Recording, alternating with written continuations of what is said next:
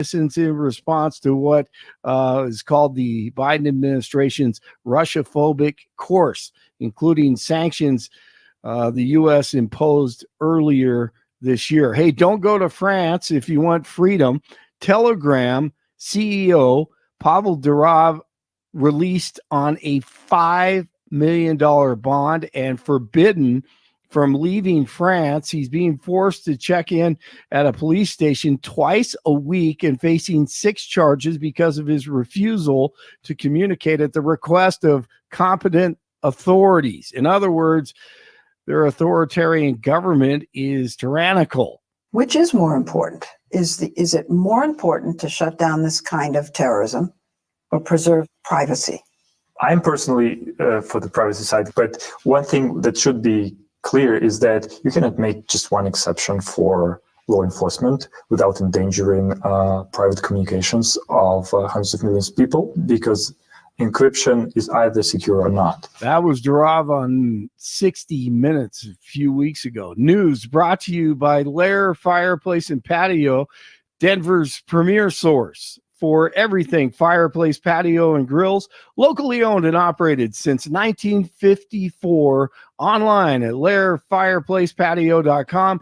61 in Castle Rock, 62 in North Glen, 65 in Denver. Jeff and Billy continue. Blake Olson, News Talk 710 KNUS. Sunny to partly sunny today. Comfortable temperatures in the low to mid 80s. Clear tonight. Lows in the low to mid 50s. So tonight will be a bit cooler. Highs will be upper 80s and sunny on Friday. The weekend through Labor Day, highs will be in the 80s to near 90. Nights in the 50s to near 60 degrees. Only a few isolated thunderstorms at most Sunday and Monday. Weather sponsored by branchplanning.com. Secure your retirement plans with a free review to help provide asset protection, long-term care, or even income for life. Get your complimentary review at branchplanning.com or call 303-219-0088. Meteorologist Don Day in the 710 KNUS Weather Center.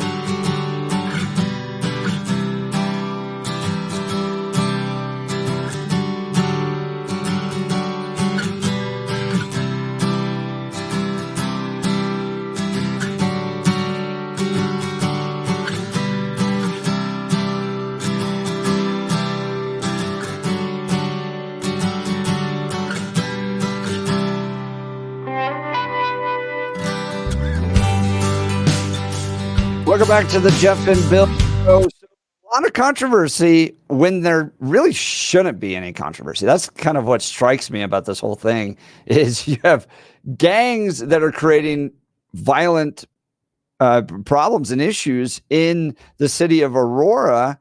A city councilwoman, Danielle Jurinsky, councilwoman at large, talked about this.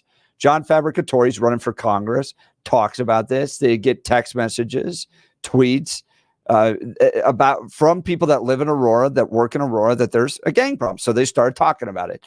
Well, Channel 9 went out there and said, you're a bunch of right-wing nutcases. There's no problems out here. It's a bad landlord issue, not a gang issue. And so they made it this kind of bizarre political issue. And now last night, some other news agencies, Fox 31, Channel 7, New York Post, Fox News, Fox Business, all now have video of these roaming gangs at these apartment complexes with these large guns.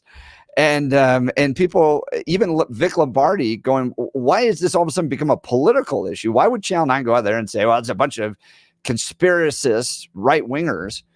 We're not saying that this is a massive gang problem in every apartment complex out there. But the idea that, you make this a political issue and go after one definitely elected official in the city and say, well, she's a right-wing conspiracy theorist, when now you have videos coming out of these gangs. We got one text here. I mean, this is the type of stuff that I think city officials are dealing with. My son is a paramedic in Aurora. He interacts with Aurora Police Department on a daily basis. They all know that at least the complex on Nome is run by Venezuelan gangs. In fact, they can't even respond to the Nome address. This is the apartment complex on Nome Street. They have to stage in what they call Zone 2, blocks away. Only Aurora Police Department and Aurora Fire Rescue can go into Zone 1 because it's so dangerous. If transport is required, Aurora Fire Rescue brings patients out to the staged ambulance. So I think, they're getting all these messages. And then on top of it, you had what happened in the Target parking lot. 4,000 Venezuelans that shut down the entire parking lot. And from the texter's issue about the idea of the EMTs not being able to get there, that should really, really cause concern for a lot of residents, because if you have someone going through a medical emergency, the last thing that you want is delayed care.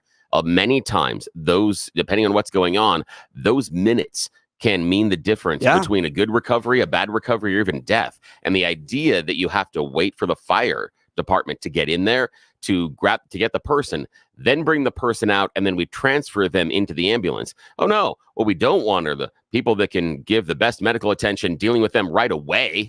We have to wait and delay that based on other issues concerning safety. That's a bunch of crap. Think about it. If it was your father, your mother that was having a heart attack at that time, your father or mother that's going through a stroke, you want to make sure that your adult parent who's going through a stroke has to wait another couple of minutes to make sure the fire department can get them to the ambulance. You're talking about the difference between them maybe walking and talking again, or sitting in a chair for the rest of their life. It's disgusting. Yeah, rightfully so. Enjoy walking a few blocks to a staging area with your broken leg. Exactly. All right, let's go to the phone lines. By the way, phone lines are open, 303-696-1971, 303-696-1971, or text us on the 710 KNUS app. Let's go Marcus, Aurora. Good morning, Marcus. You're on the Jeff and Bill Show, News Talk 710 KNUS.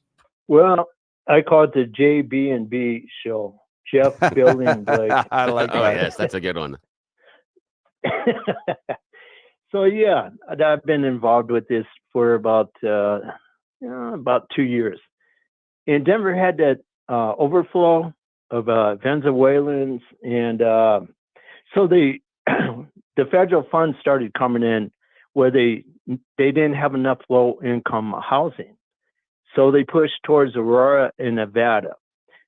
And what happened during this period is that they pay their deposit and 3 months rent.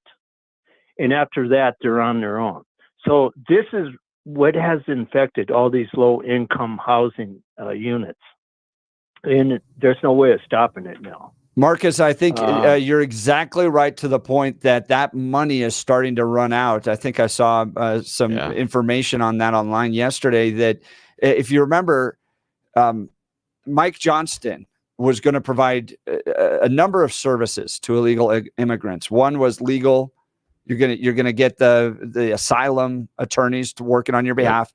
You're gonna get a debit card to provide you some money for resources. This was all paid for by the city and through some of those federal grants. There's workforce training, and nobody went through. Right. And then you were going to get I think 3 to 6 months of housing. Yeah. Well, they're running up against that now. And they've run out of money. And so they're starting to evict these Venezuelan families because they can't pay. Why would you, if the city's going to be paying at least 3 to 6 months of that for you? But they're starting to evict them, and that's probably contributing to some of these problems we're seeing. And you're seeing it, and now I see it, and it is terrible. And then they go from one low-income building to the next. And it is not going to stop. And so now you got a racial war out there between the Mexicans and Venezuelans because they don't want to be considered like them. So it's crazy. Yeah. In fact, Marcus, it's interesting you brought that up because talking to some friends of mine that are Hispanic, etc. They talk about it in the Asian Pacific world. There's a hierarchy of Asians that, there's some racism that go on in there, and inside the Hispanic culture, there is also a hierarchy. And talking to my other Hispanic friends that come from, coming from Mexico, that come from Argentina, come from Brazil, they don't like the Venezuelans. It's interesting to see they view them as different than who they are. They don't say, they don't talk about a shared culture, shared community, or anything else. There is sort of different food, different everything. Yep, and they look at them as troublemakers. It's very interesting to see how they look at them. It's really interesting. Yeah, it's crazy, Billy. Yeah. I mean, and this started with Denver, so I don't know what they're going to. Marcus, how much do you think of the media not wanting to cover this? And it's very important to lay this out there. Yes. Okay, that the Aurora Police Department and the Denver Police Department are saying, while there's sporadic gang violence, we're not seeing entire apartment complexes taken over. Well, I'm not so sure Aurora I believe all that, but go ahead. Aurora didn't have a police chief. Now they do. Yeah. And right now it's political season. Everybody wants to vote. And this is the worst time this could happen. Yeah. If I wonder how much of this is to cover up Mayor Mike Johnston's policies that essentially invited a lot of illegal folks to the city. That's an interesting You ask anybody from Adams or Aurora or any other, it's just any other counties, they'll tell you it's his fault. And he just walks on water. Maybe not that long. We'll see what happens there. And Marcus, I think it's something interesting that you and Jeff were talking about, that I think there is part of this that is political, and maybe we are seeing some of the more squishy reporters and journalists in town not want to cover this story because, wait for it, the color of the skin of the perpetrators. That because they are of Hispanic descent, if we show they're committing crimes, we're showing the illegals or asylum seekers or even legal immigrants can be a problem, that they're filtering this through a visual, that they're saying, okay, here are people that are in the country for a variety of reasons, and now they're causing crime. I'm wondering if there's some of that on the squishy side, where they don't want to run a story that makes immigrants, legal or even asylum seekers, look bad. Because we talked about it. Even asylum seekers are breaking it, because a lot of the people that come in here and claim asylum, many of them don't end up getting asylum. I think it's 50% ish. So yeah, but again, I'm not sure. But yeah, Marcus, what do you think? No, but I agree with you, Billy. But there's another thing. Now Venezuela said it will not take back any Venezuelans that left. They're your problem. Yeah, no take backs. That's crazy. No, we had crosses. You can't tag me back. I mean, that's what it is. What are you doing with that? How can you possibly do that? They're yours. Yes, exactly. Marcus, I appreciate the call. Thanks so much. Marcus's line will be open 303-696-1971. 303-696-1971. Hey, I want to tell you about my good friend Dan Kaplis and Dan Kaplis Law. I've known Dan for well over a decade now. Dan is pro-life, pro-family, pro-America. That matters because who you choose to represent you in an injury case says a lot about you to everyone involved in the case. Look, if you go into that courtroom, some dude you hired because you saw the bus billboard go by, you're probably not going to be taking that seriously. Dan Kaplis is the son of a police officer. He's a former seminarian who's dedicated the last 40 years of his life to helping people who are hurt in serious motor vehicle crashes. Dan is a true winner when it comes to representing his clients. Dan is believed to be the only lawyer in Colorado history to win 5 straight multi-million-dollar verdicts in Colorado crash cases. Dan is also believed to have won the largest truck crash verdict in Colorado history. He's so trusted that Dan Kaplis Law is the official law firm partner of the Denver Nuggets and the Colorado Avalanche. Dan Kaplis Law is a serious firm for serious cases. But you don't have to be part of the rich and wealthy to get Dan's support. Dan accepts righteous injury cases on a percentage fee basis so that he can represent good people from all walks of life without regard to ability to pay.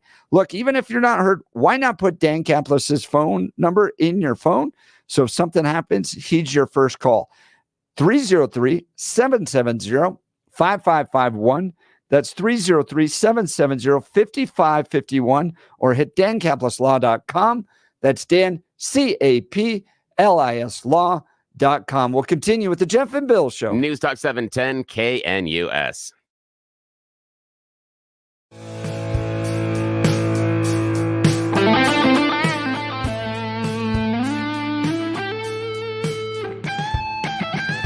Wait, we got to get there right now.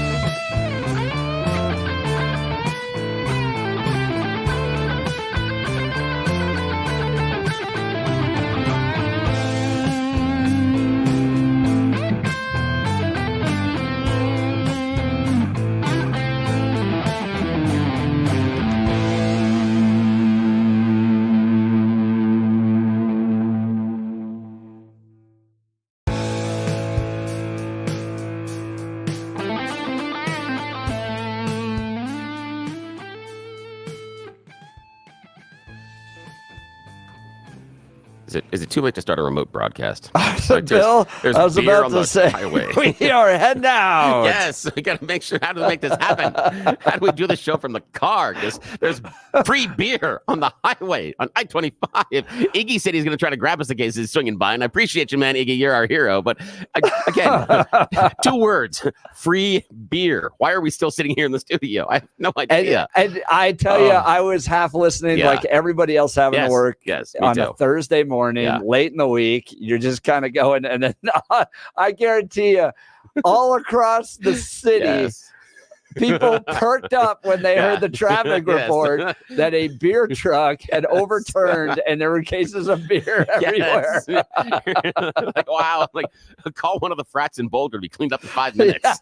Everything's gone. That's all you need. You don't have to worry about this stuff. I just have visions of Homer Simpson, that little pink car, like turning. Turn over and over there. And also, shout out to our wonderful traffic reporter, Susan Phelan. This weekend, she was named as the newest member of the Colorado Country Music Hall of Fame. She is a phenomenal musician and plays with Ryan Criss and the Rough Cuts. Really, really, really good band. You might know Ryan Criss from having hit a number of years ago, but the drummer, the rhythm section of that band's phenomenal, and Susan's a part of it. So congratulations to Susan, our traffic director, who does have a real job. She goes ahead and performs live music all over the country, and sometimes even internationally. They had an international tour earlier this summer. Yeah, she's an awesome person. So congratulations to Susan for the Colorado Country Music Hall of Fame. She's the latest member. That's how we roll. We have members of the Hall of Fame on this show. Okay, she does traffic on other stations. Not us. No. Yeah. But still, we'll take credit. I'm looking on X to see where this happened. Because it happened. I only heard the report real quick. All I heard was beer. I know beer. Hey, Scooby-Doo did. Remember?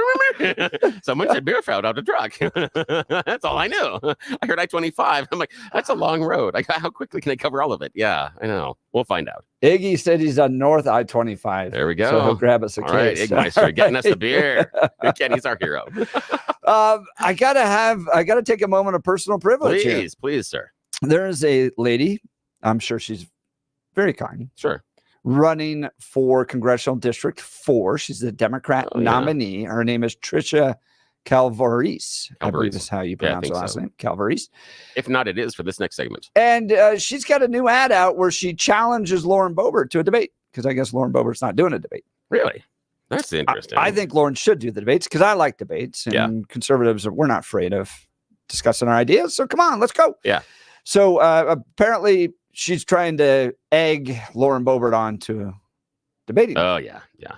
So I just mentioned that Tricia, even though you've been invited numerous times, I've direct messaged you on Twitter.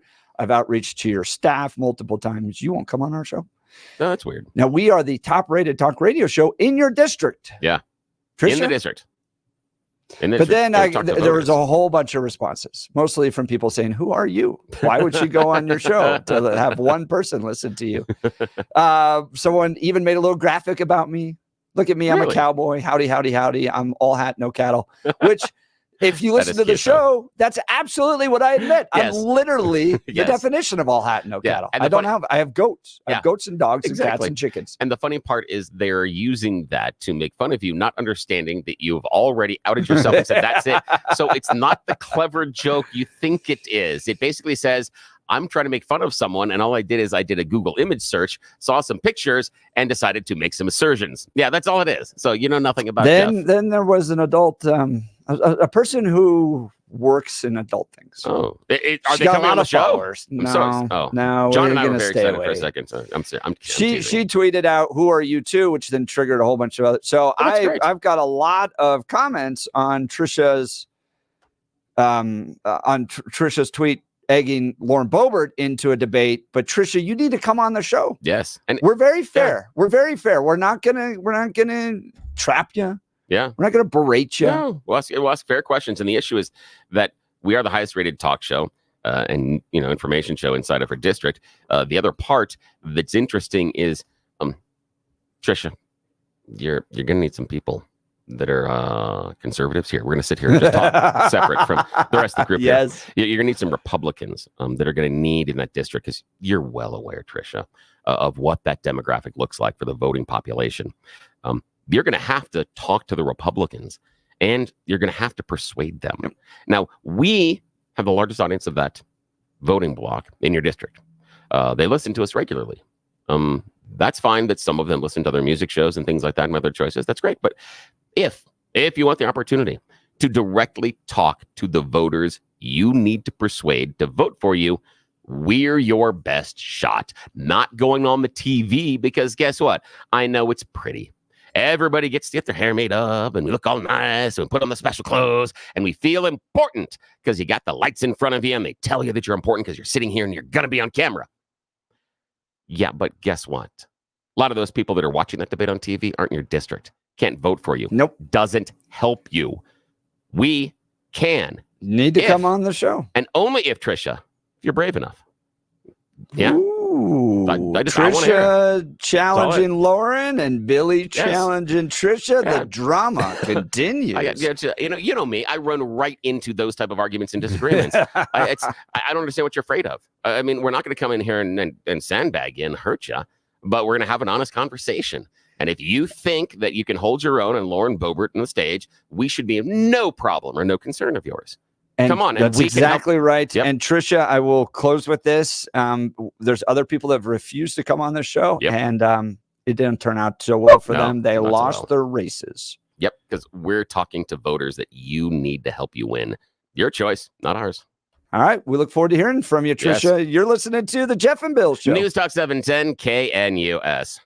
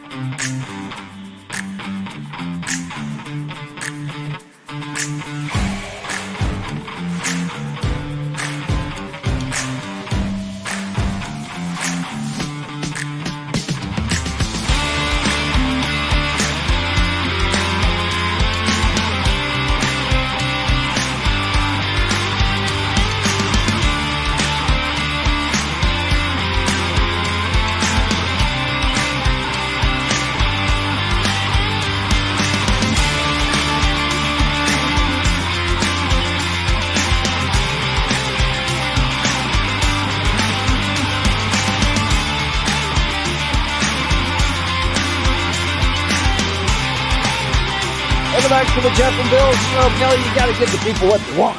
Yes, it is time for You Choose the News. And listening right now is the new deputized member of the Jeff and Bill Show, Iggy. He is running right by that beer spill. And I told him now that you're an official member of the media, you can take as much as you want and say you have to bring it back here to the show. Just saying, Iggy. We love you. It's up in Johnstown, I guess. Yes. Okay, here's how we do this silliness. It is called You Choose the News. I've scoured the interwebs for mere moments this morning to find really dumb stories about us humans. You'd be surprised how easy it is. Then we throw some dumb, even more ridiculous headlines on top of them to play this fake radio news game show. Why? Nobody in charge is awake yet. So why not spend this time goofing off, having a little fun with you this morning? Okay, but again, shh, it's a secret. Don't tell anyone. They don't know. I've gotten in trouble twice because they still think we're trying to not, tell them about this. Alrighty, here we go, gentlemen. Jeff Hunt, Blake Olson. Headline number 1, performance anxiety. Headline number 2, it works in the movies. Headline number 3, CNC Music Factory approved. And headline number 4, inspired by classic art. Everybody dance now. Yeah. CNC Music Factory, my friend. Now, we are meeting Barb Boosted. She remembers learning about something unusual in Nebraska about 20 years ago. Because sometimes the Nebraska corn gonna make you sweat. Actually, it's true. Corn does sweat. They're having larger bouts of humidity all across the Midwest right now because at this time of the season, it gets really, really hot. It's going to be 91 this weekend. And so Barb now works with the National Oceanic and Atmospheric Administration, and she plunks herself down this time of the year in fields of corn. And what she does is she studies the humidity and amount of humidity because there are certain brands of corn that actually secrete more moisture than others. And they're looking at it as either being able to trap the moisture and capture it, or is there a way that they can use it to, use more water inside the grounds? So, That's awesome. Yeah, sweaty corn. Creativity. Who knew? All right, Go Blake. Huskers. Yeah. Yes, go away. No, I'm kidding. Colorado person, you have to do that. All righty. Blake Olson. Sweaty Huskers. Yes, I know, sweaty Huskers. Is your corn sweaty? Are you happy to see me? Okay. Performance anxiety, Blake. It works in the movies or inspired by classic art. Performance anxiety. Yes, performance anxiety. That's what they're telling kids in Korea right now. There's a middle school teacher that is being sued by parents because she caused performance anxiety in their child. How? By asking them to stand up in front of the class and solve a problem on the chalkboard. Oh my. Yes, they're saying that performance in front of the school is making the kid have hurt feces. Wow. And they just can't have that. However, this is where I feel like America's decline is justified. Well, here's the thing: this is in Korea, so it's in South Korea, not here. So it is in South Korea. That's why I brought it in here. I know. Yeah. First thing I thought is, what American? And I'm like, wait, are we exporting our teachers? We are kind of out there. So now the issue is that the parent has complained about this specific teacher a number of times. So there may be something other behind it than actually being upset that little Johnny or Sue or whatever the Creed name is had to stand up in front of the classroom. But yeah, I just think it's funny that no, you can't put them in front of the classroom. And yes, the student didn't know the problem. So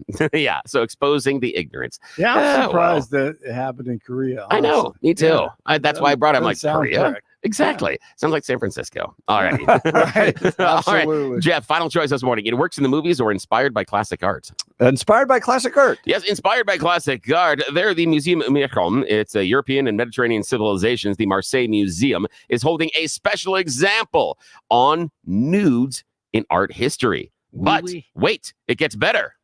You can also be nude. No, I'm serious.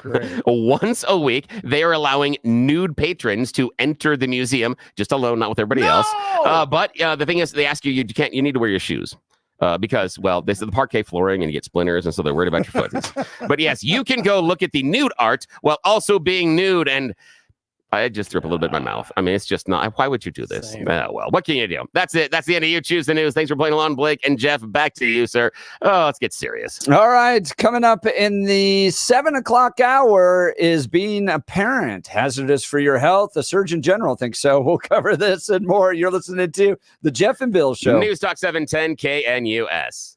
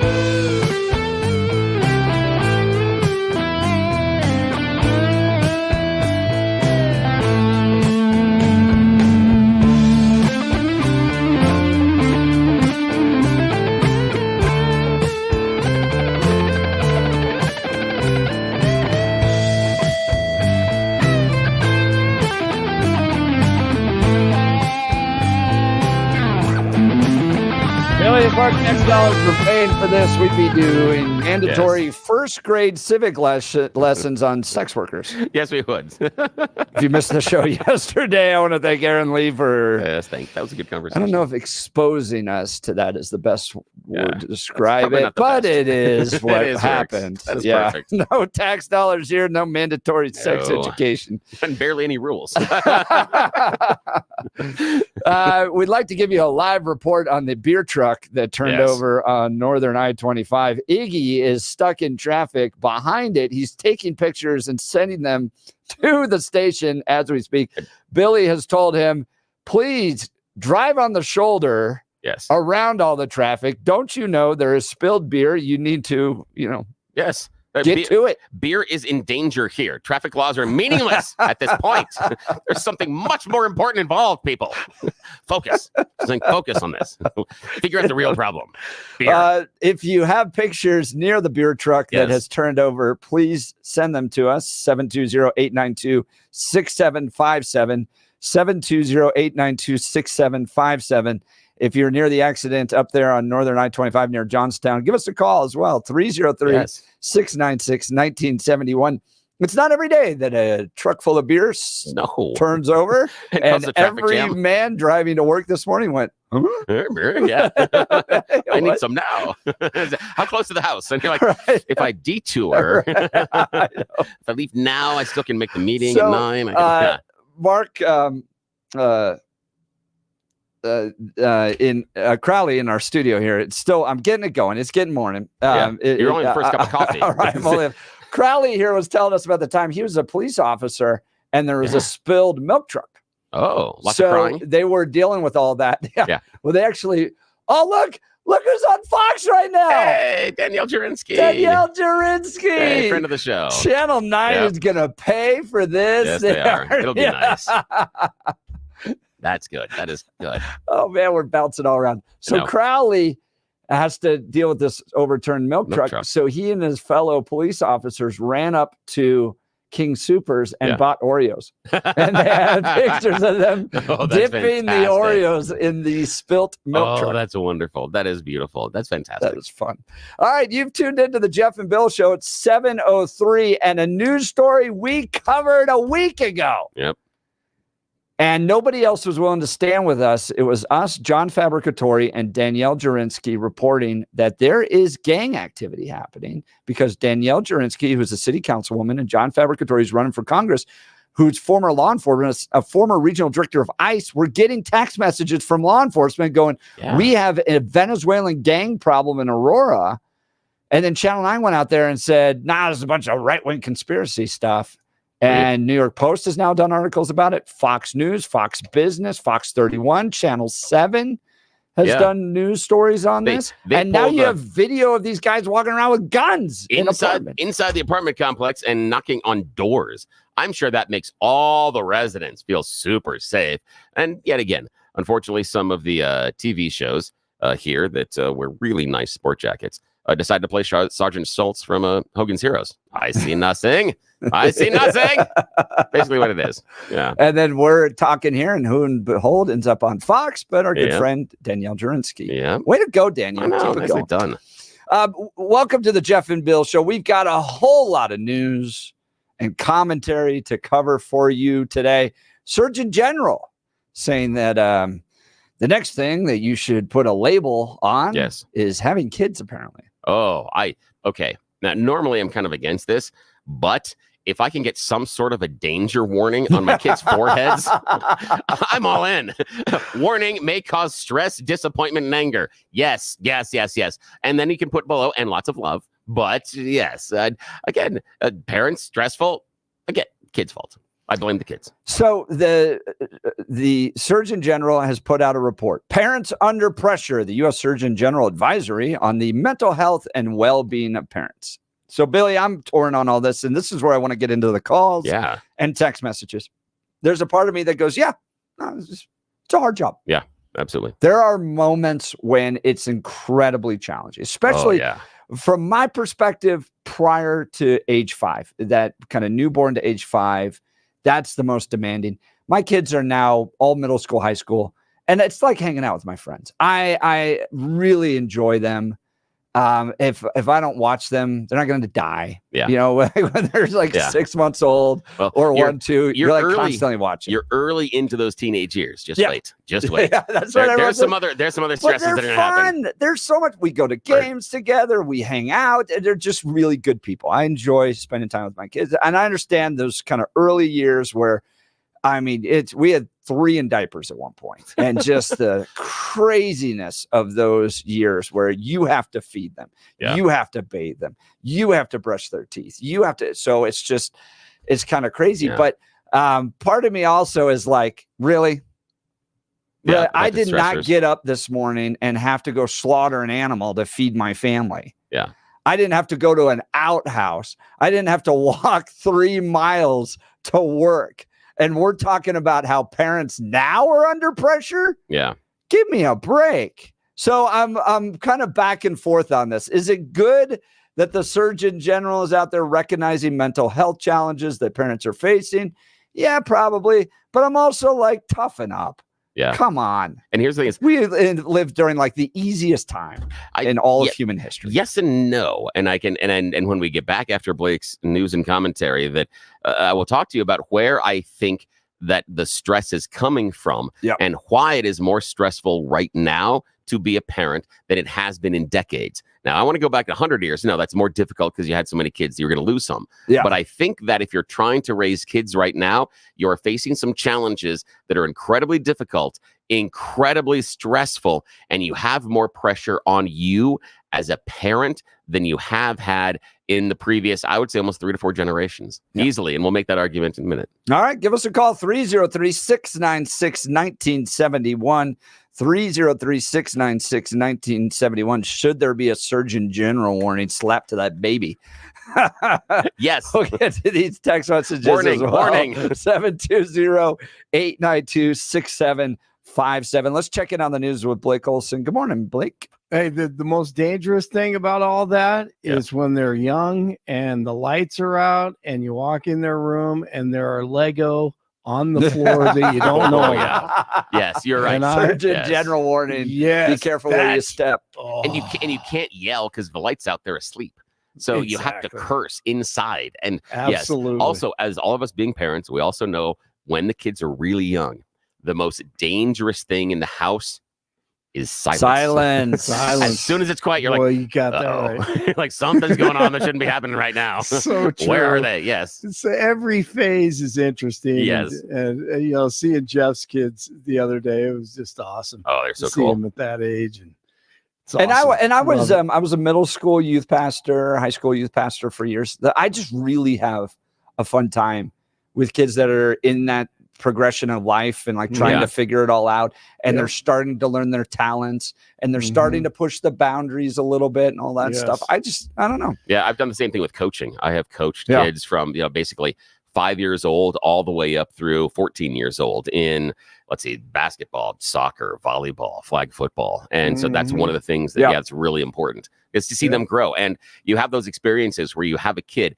that comes in on the team and can't do something at the beginning of the season, and by the end of the season they have success. And that's something that you've helped foster, but you're giving them the tools they're gonna need later on in life. Yeah, it's great. So it's fantastic. Awesome. Yeah, no, there's no doubt about that. But if the Surgeon General doesn't talk about having God in your life with kids, then it doesn't matter anyway. Which he misses, and that's something important to talk about, because he's got a whole list of solutions here for everybody, from policymakers to employers to communities to researchers. And as you can imagine, it's more government programs. Absolutely. And this is something I want to bring up because Yoram Hazony in the great book Conservatism or Rediscovery talks about living a conservative life, and the idea that dad disappears for 8 hours out of the day, the kids disappear for 6 hours out of the day. You've created all these divisions in our lives. We're not spending time together as a family. And then when our parents get old, we put them in a nursing home, don't talk to them anymore. Somebody else takes care of them.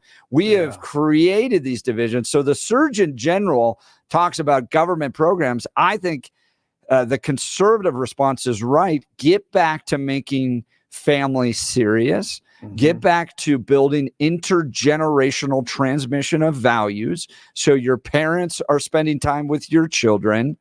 And, that's where you build these bridges to better mental health, because the truth is, if you have to work just to pay for your kids' daycare, so you're running out that stress, everybody's out doing their own things, of course you're going to have family division, and that's not good for the mental health of families. No, it isn't. Got to have at least 2 hours without that stupid phone. Yeah, also, that's true. If you can, that's the biggest challenge. 63 and cloudy, expecting a high of 84 today. The 7-10 5-day forecast coming up. Our top story.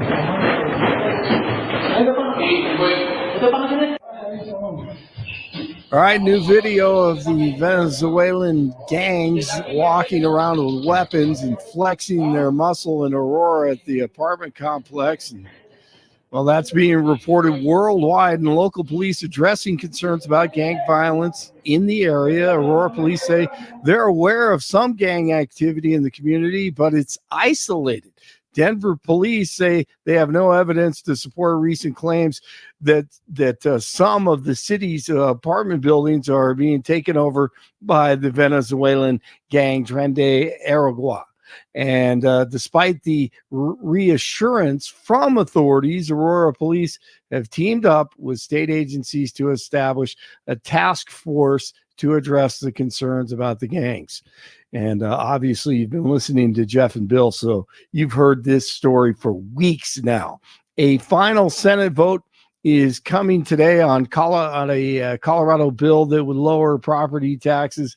Lawmakers gave preliminary approval last night after the House signed off on a compromise following hours of debate. What you have today is what we put together that we believe is the right policy at this moment for the people of Colorado, because they need us, and we are going to answer their call. That's House Minority Leader Rose Puglisi, who responded to leaders pushing back against the process that got the bill on the floor. But the state is closer to protecting funding for fire departments, schools, parks, libraries, and other services. Two groups have agreed to pull propositions 50 and 108 from the November ballot if the bill is signed into law. Now, Representative Tim Hernandez, of course, voices his frustration about the impact of the property tax bill if it becomes law. There's information coming out that for folks in my neighborhood where our houses are worth cheaply $600,000, we're going to see a 5% increase in our property taxes. But for folks that own homes that are $5 million, they're going to see a reduction. We're going to call that property tax relief? All right. Wait, hang on here. Pause. Hold on. First, I'm surprised he didn't start with tears. I knew you'd come back. Yeah, I appreciate that. Okay, I'm sorry, but again, public school teacher, and he's in a neighborhood where the houses are $600,000. Right. Absolutely. Hey, I'm just saying. Awesome. I'm just saying. Yeah. I appreciate at the low end. Yes, and I appreciate the investment, obviously, in the public school teacher salary, because I'm certain that's how we afforded it. Certain. I appreciate that we're able to make that investment in our teachers, that they are able to live in a neighborhood like that. That is median houses right around Denver right now are about 500,000. So it's a little bit above the average. That's great. But he has to complain about it. Yeah. Update here. Predictable. Iggy is now closer to the beer truck. We can see the lights. Yeah. Billy is now, Iggy is now up right near it. So Iggy, we're looking for the next picture because we can see the lights, but we cannot see the overturned beer truck. It was funny, man. That thing is right by Buc-ee's, guys. I mean, you could have you have beer and Buc-ee's and barbecue. You could do beer. You could do barbecue. I don't think they serve nuggets. beer at Buc-ee's. Oh my gosh. No, but you could enjoy the beer, go to Buc-ee's, have the barbecue. Just hang out in the parking lot. You have more than enough space. You're fine there. You got beer, you got Buc-ee's. What else Kelly, do you need? live broadcast from the Buc-ee's. Yes. Oh, tailgate. Definitely. Give me a tent. I'll spend the next week there. Yes. No, forget taking 287. Exactly. Just stay on I-25. Exactly. Get the beer at the Buc-ee's. Hey, it's been almost 40 days since Kamala Khan Harris has done any real interview or met with the press. Tonight, her lefty nut job running mate Tim Walz joins her for a CNN interview. She can't do it alone, so no Walz, just ladder factories will be right by her side. Let's see if Dana Bash actually does her job at 7 o'clock Denver time on CNN. On Wednesday, Harris and Walz, man, the duo, they dropped by a high school band room in Georgia for a little pep talk from Harris. And I will tell you, I was in band when I was your age. So I know a little bit about the players, right? And all that you all are doing. It requires a whole lot of rehearsal, a whole lot of practice, long hours, right? Sometimes you hit the note, sometimes you don't. Sometimes you feel like a nut, sometimes you don't. And one time at band camp, man, that's fun. Republican Vice President candidate J.D. Vance sending Harris a message after her campaign criticized former President Trump for going to Arlington National Cemetery to honor 13 service members who died in Afghanistan. But to have those 13 Americans lose their lives and not fire a single person is disgraceful. Kamala Harris is disgraceful. We're going to talk about a story out of those 13 brave, innocent Americans who lost their lives. It's that Kamala Harris is so asleep at the wheel that she won't even do an investigation into what happened. And she wants to yell at Donald Trump because he showed up. She can go to hell.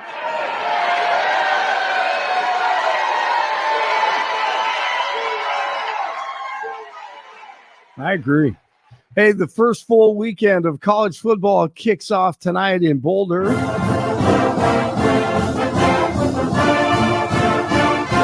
CU plays host to North Dakota State. Buffs and the Bison. Don't call them the Bison. Call them the Bison. I get upset about that. Hello, all you North Dakota State fans out there. They've dominated Division I FCS the last 15 years. What a program. Fascinating game tonight. The high-paid Buffaloes take on NDSU tonight with Dion entering his second year as the head coach. 61 in Parker, 60 in Lafayette, and 63 in Denver. Jeff and Bill continue Thursday. Blake Olson, News Talk 710 KNUS. Sunny to partly sunny today. Comfortable temperatures in the low to mid 80s. Clear tonight. Lows in the low to mid 50s. So tonight will be a bit cooler. Highs will be upper 80s and sunny on Friday. The weekend through Labor Day, highs will be in the 80s to near 90. Nights in the 50s to near 60 degrees. Only a few isolated thunderstorms at most Sunday and Monday. Weather sponsored by branchplanning.com. Secure your retirement plans with a free review to help provide asset protection, long-term care, or even income for life. Get your complimentary review at branchplanning.com or call 303-219-0088. Meteorologist Don Day in the 710 KNUS Weather Center.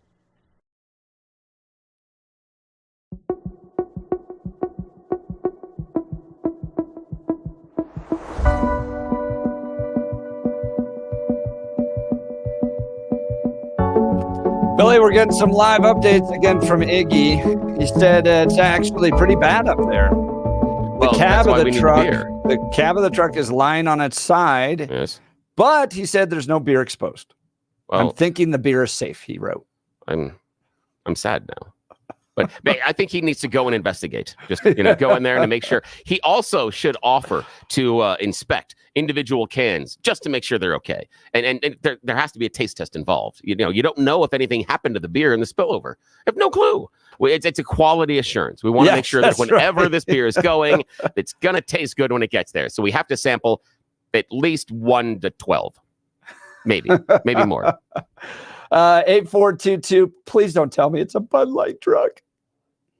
If you missed any of this, where there's a beer truck that is overturned off of I-25 up near Johnstown, right near the Buc-ee's. So you can have quite a morning up there if you want to head up there. So Iggy, thank you so much. Thank you to our listeners for sending us pictures and text messages, live reporting better than anybody else. Remember, they used to have newscopters. I don't even know if they do have those anymore. Here's the thing. You know what they do? They share one. Yeah, because it used to be the idea that we have our own newscopter, and then they decided those are expensive.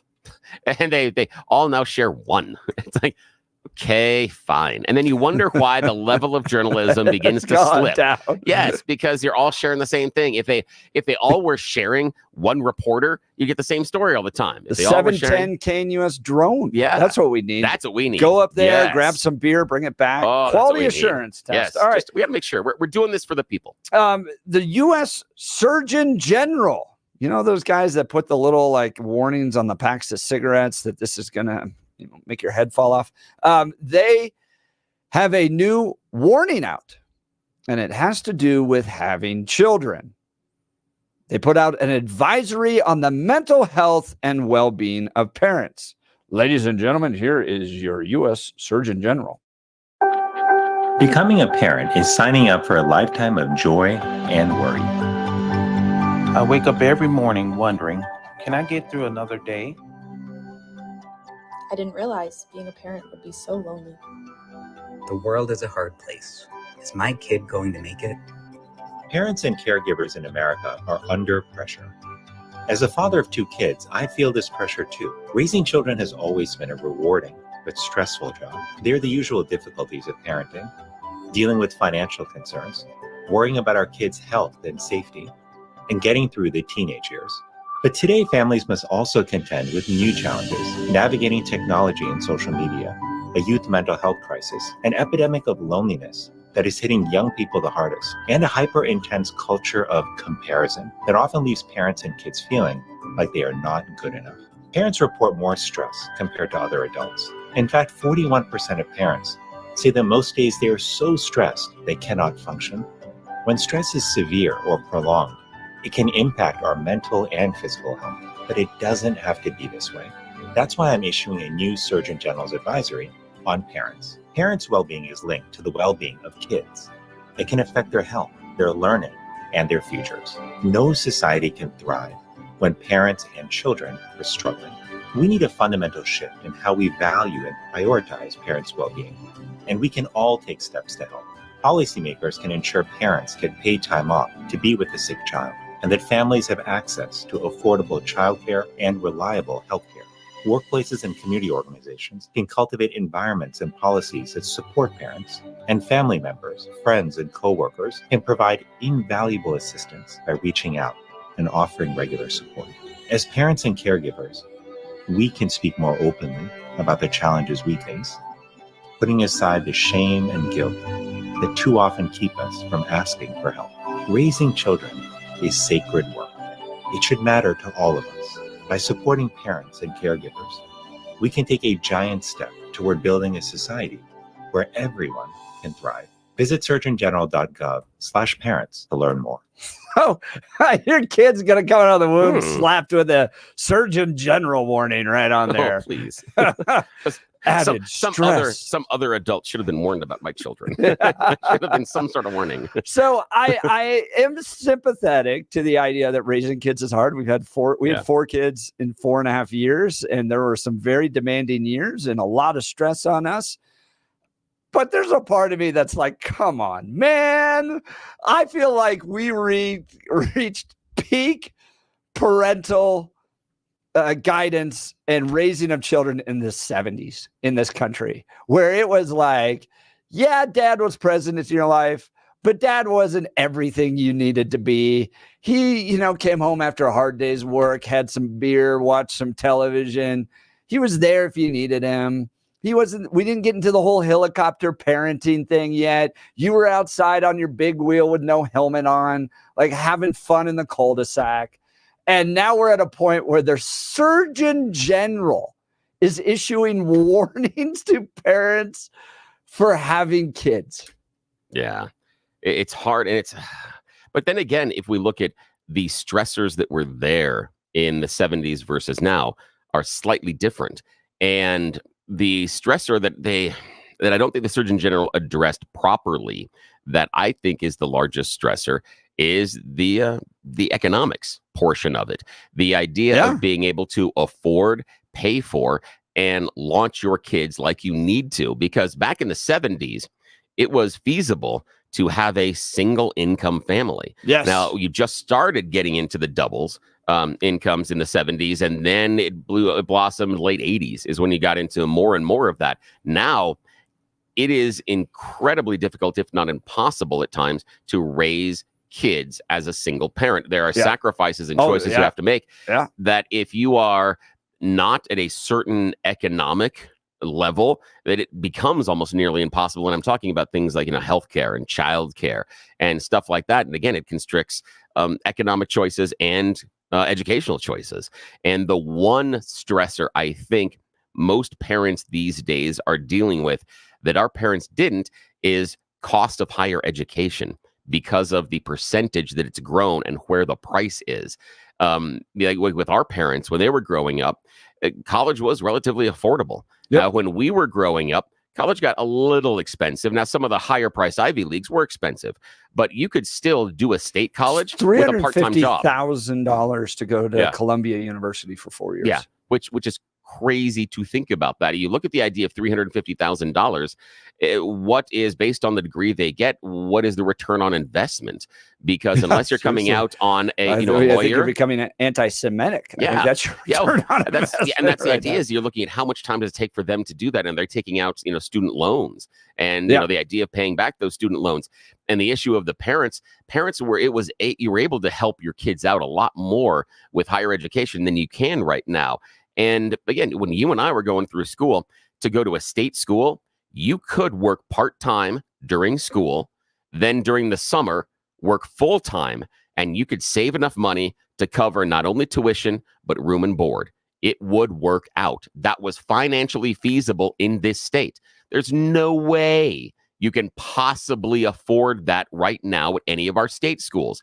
And that's silly, because you had kids that came out of families and came out of situations where mom and dad couldn't support them, or just didn't care, or they were the first ones to go to college, but they had a path to put themselves through school that they could get through it and not be burdened by hundreds of thousands of dollars in debt. It's not where we are right now. And so these layers of stresses for parents, how do you possibly help your kids achieve and succeed in this environment? It's incredibly stressful. So lots of text messages coming in on this one. 8422. We're just turning into a nation full of wimps. It's sickening. Iggy, give me a break. Neither of you was alive in the 70s. I was not. I was born in 81, but I got to tell you, I look at those pictures and I'm like, that seemed like peak parenting to me. Dude, I was alive in the 70s. I'm a 70s and 80s child, my man.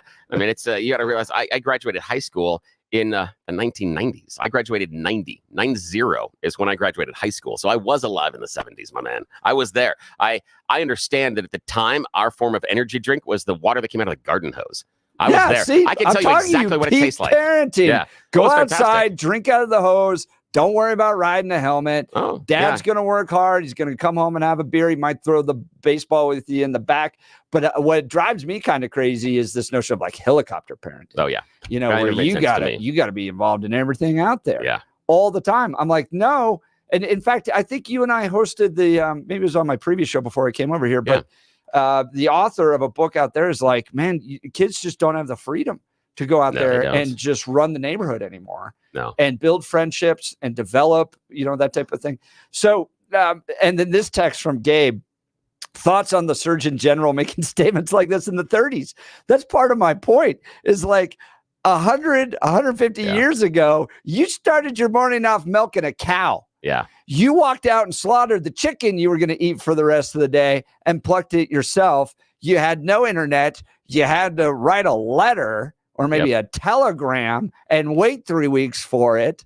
You probably worked out in the field all day. You died at 65 years old. And now in 2024, the Surgeon General's putting out a warning to parents and even having back then, kids is stressful. The other thing that's even more appropriate back then is if you were a family that had 6 kids, chances are 3 or 4 of you make it to adulthood. Yeah. That's it. You're going to lose a couple along the way. That's stress. So I don't know. Give me a sense of where you fall along this line. It's like babies are going to come out next with little Surgeon General warnings on them. Are we just becoming personally not against that one? We're becoming a wimpy society, or is it right to address the challenges like Billy was saying? that a lot of parents have to face just trying to get things to be paid for. Let's go to Dwayne here in just a second. Look, we all want a kinder, gentler way to experience wellness and overcome pain. I'm thriving and fighting back my workout soreness with UltraCur. UltraCur is a patented non-prescription natural capsule that works fast. Surveys show that 50% of people using UltraCur find relief within 48 hours, and half of those within 2 hours. Experience UltraCur for free. Go to any Denver Metro Natural Grocers.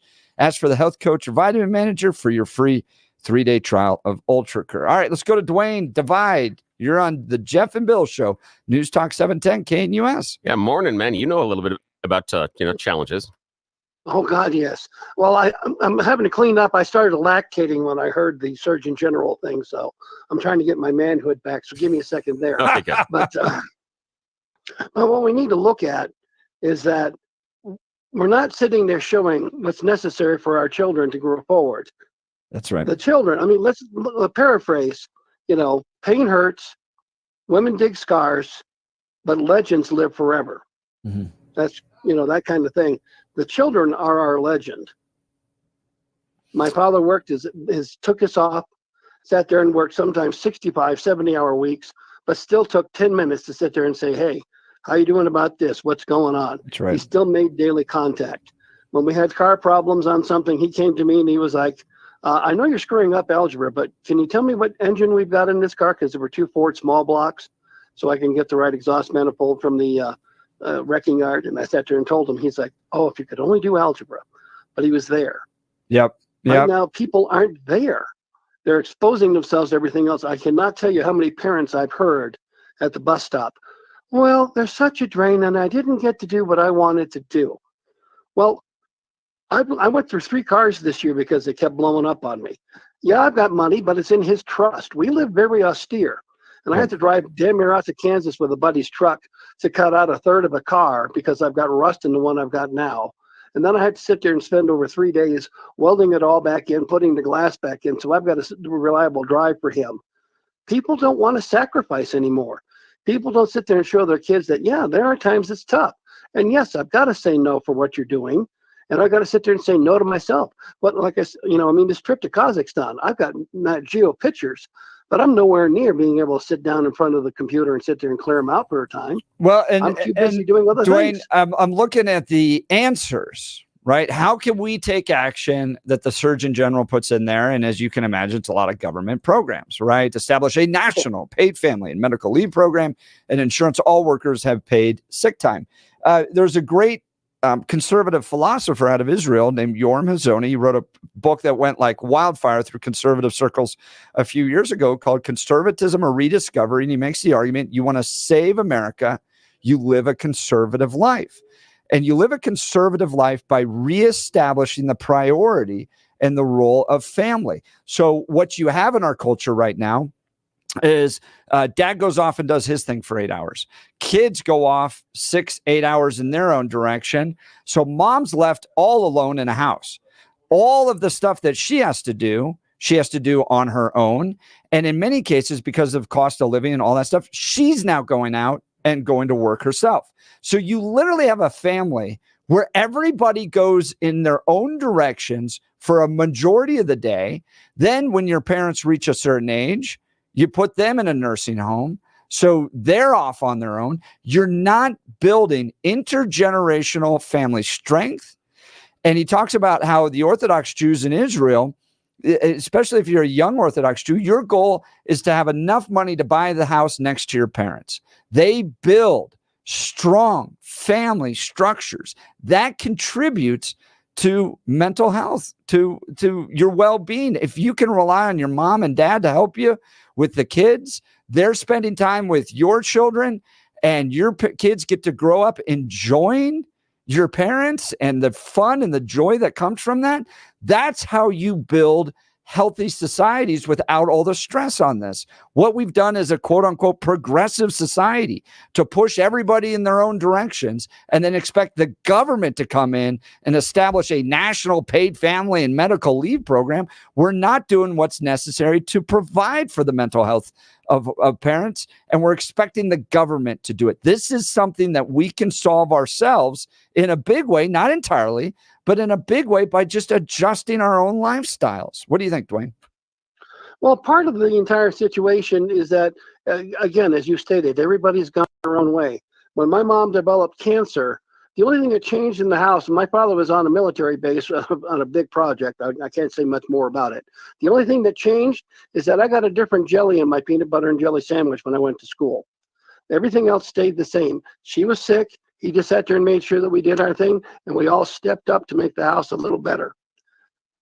I was able to get into college in high school because they had an advanced program, and I got my associate's degree a month after I graduated high school. Everybody else was talking about what they were going to do.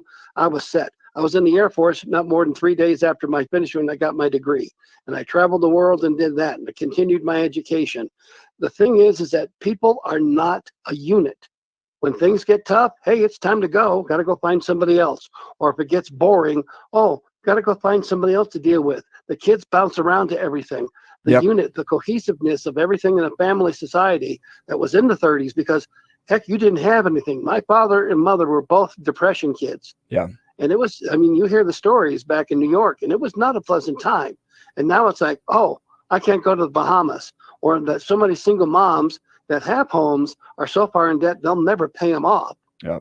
And the debt structures and everything, we are not sitting there saying to ourselves, there's the need and there's the want.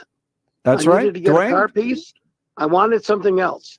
I've got a trust fund for him, but we live very austere because I don't want to start saying, oh, we need this. Yeah. We need that. And I don't want to believe No, that. you're trust fund. I've worked too hard sacrificing, for it. you're making the sacrifice as a family. And I think that's contributing to strong cohesion in your family and better mental health. And it's not going to be a government program that does that. Dwayne, appreciate the call. We're just out of time. We'll continue. Francis, you're up next. You're listening to the Jeff and Bill Show. News Talk 710 KNUS.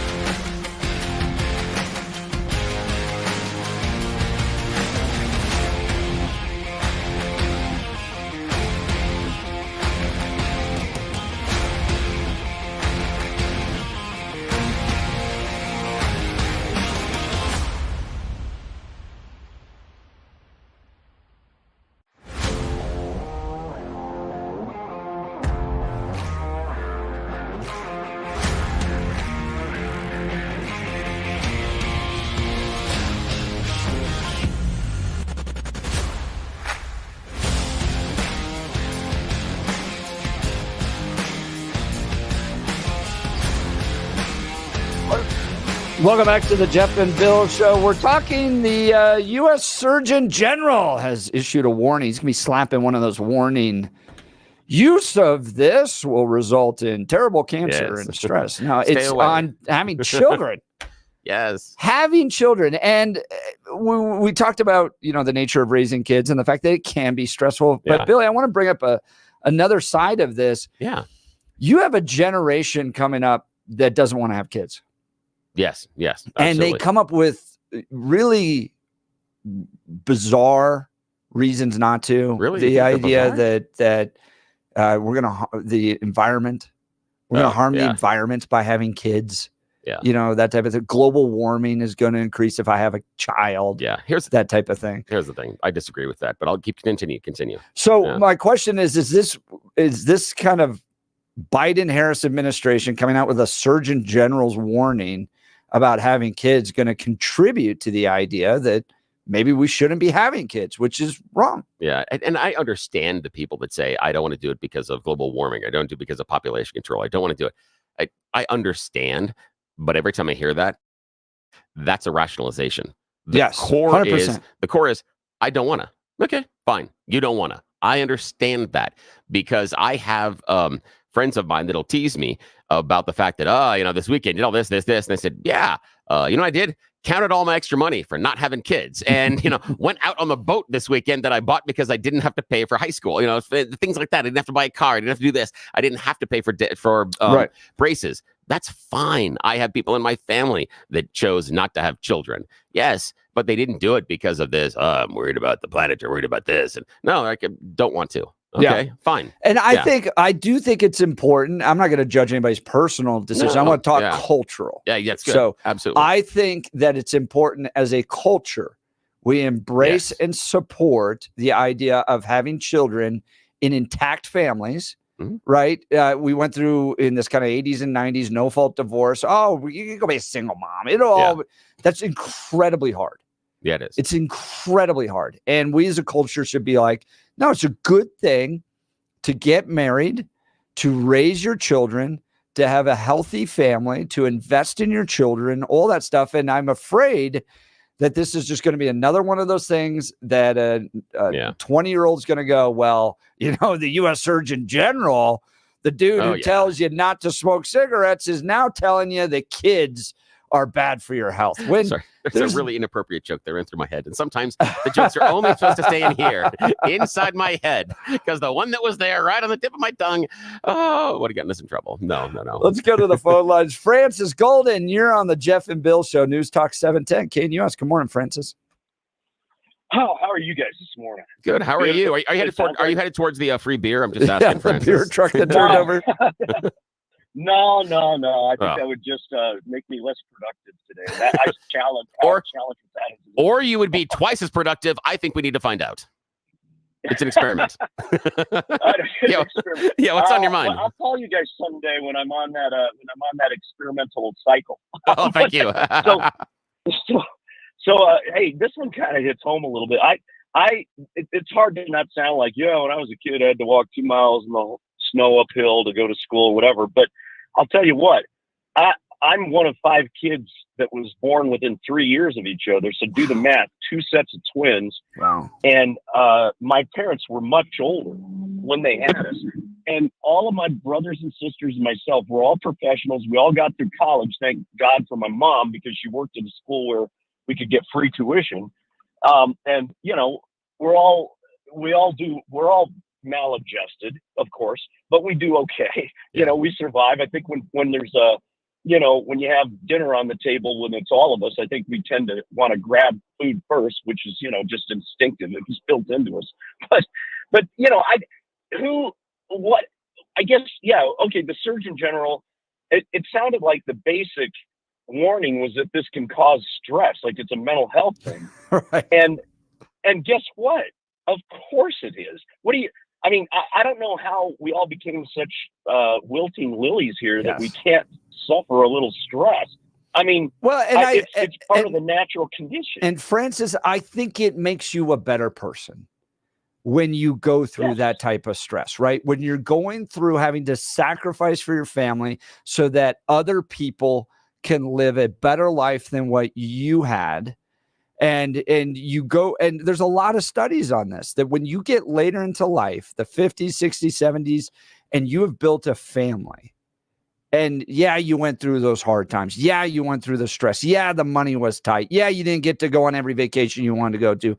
But the level of happiness that people have in their 50s, 60s, and 70s, looking back on a family they've built and enjoying their grandchildren, is off the charts than compared to somebody that just spent, weekends at a Ritz-Carlton.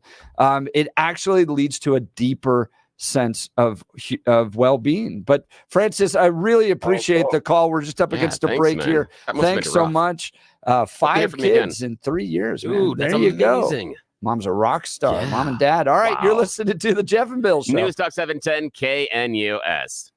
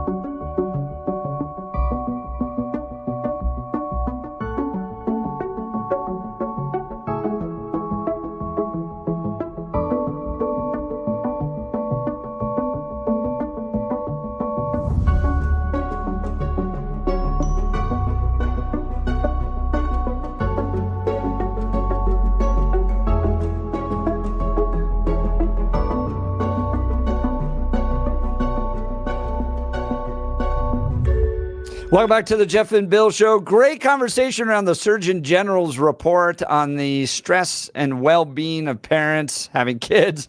Or is your kid going to come out with a new warning slapped onto it? Do not use.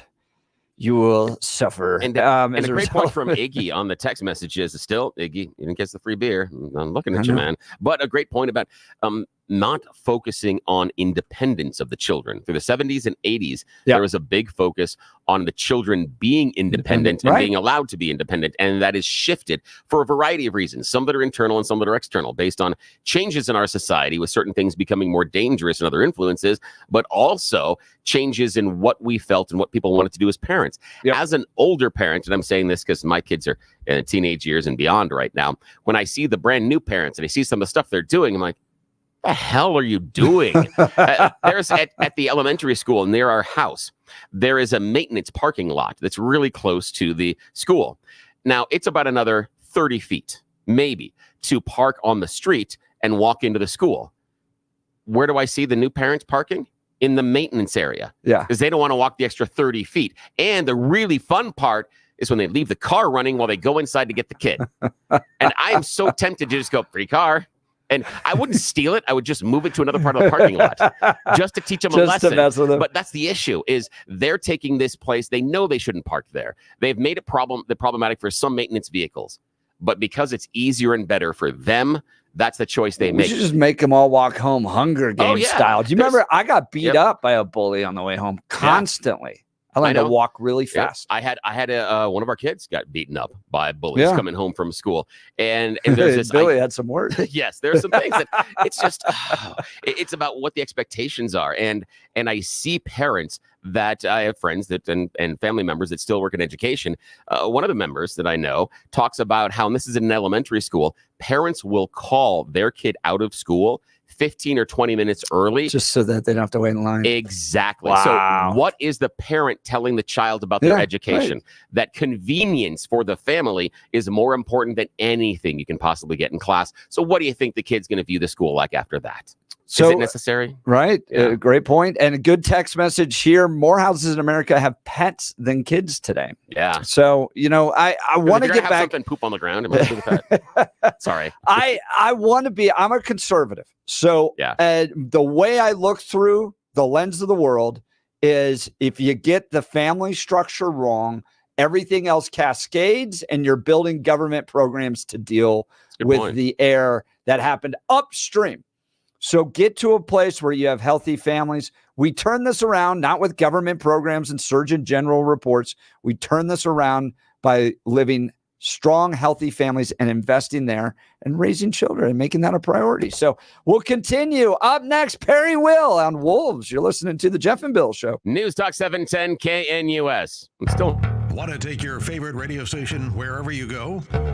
Now, there's an app for that. No matter where you are, stream your favorite shows. Tap the app to listen to podcasts. Text message your favorite local hosts. Call the show. Get the latest headlines and enter contests to win prizes. All in the palm of your hand. Available now for iOS and Android devices in the App Store or Google Play. And best of all, it's free. Download today.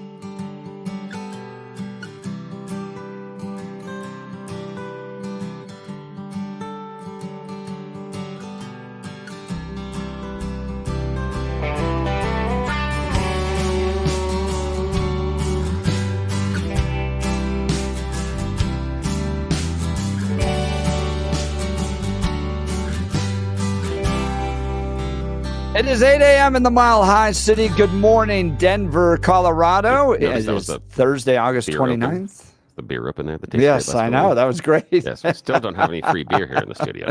Just saying, Iggy, and other textures. There is a beer truck overturned near Johnstown off of I-25 northbound, apparently. And we have no idea why we're still here in the studio. Why we're not reporting live. It seems like an emergency. Bring the pretzels, Billy. Yes, there's beer near Buc-ee's. This is an emergency. This is a time in which if we had a station vehicle, we'd be on the road. Stuck in a studio with being bullied. Jason in Denver. Jeff, you still get beat up by bullies every morning, 6 a.m. to 10 a.m. I love you, Jason. Oh, you've tuned into the Jeff and Bill Show, 710 KNUS. I'm your co-host, Jeff Hunt, along with Bill Thorpe, bringing you the freshest insights and hottest takes from the right, left, and center.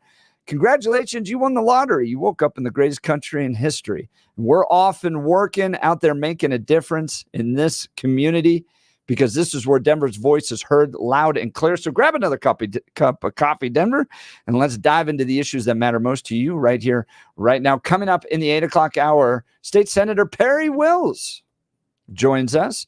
We're going to dive into wolves. I don't know. Perry Will, not Perry Wills, but Perry Will is, he's right out of Central Casting if it came to a cowboy. Yeah, this guy is awesome. He's a retired wildlife officer from the state of Colorado and is now in the state Senate. I met him when he was in the state house. Ton of fun. In fact, he's got his own fan page down there because everyone loves working with Perry Will. He's going to give us an update on this wolf relocation that's taking place. Your tax dollars are going to be spent tranquilizing and blindfolding a series of wolves just outside Steamboat, Colorado, that have created total havoc up in the mountains, killing a lot of sheep and cattle. And they're not going to tell you where they're going to drop them. It's a secret. Boulder. Boulder is where they should go. On the Pearl Street Mall. You voted for them.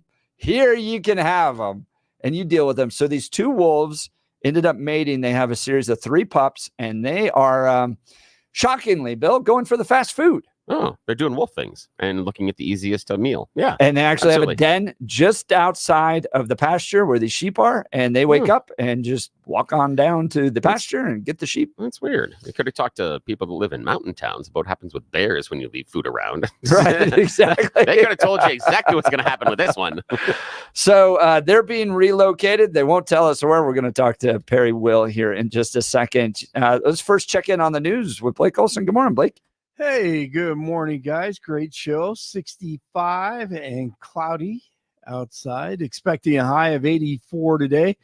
The 7-10 5-day forecast coming up. Our top story. All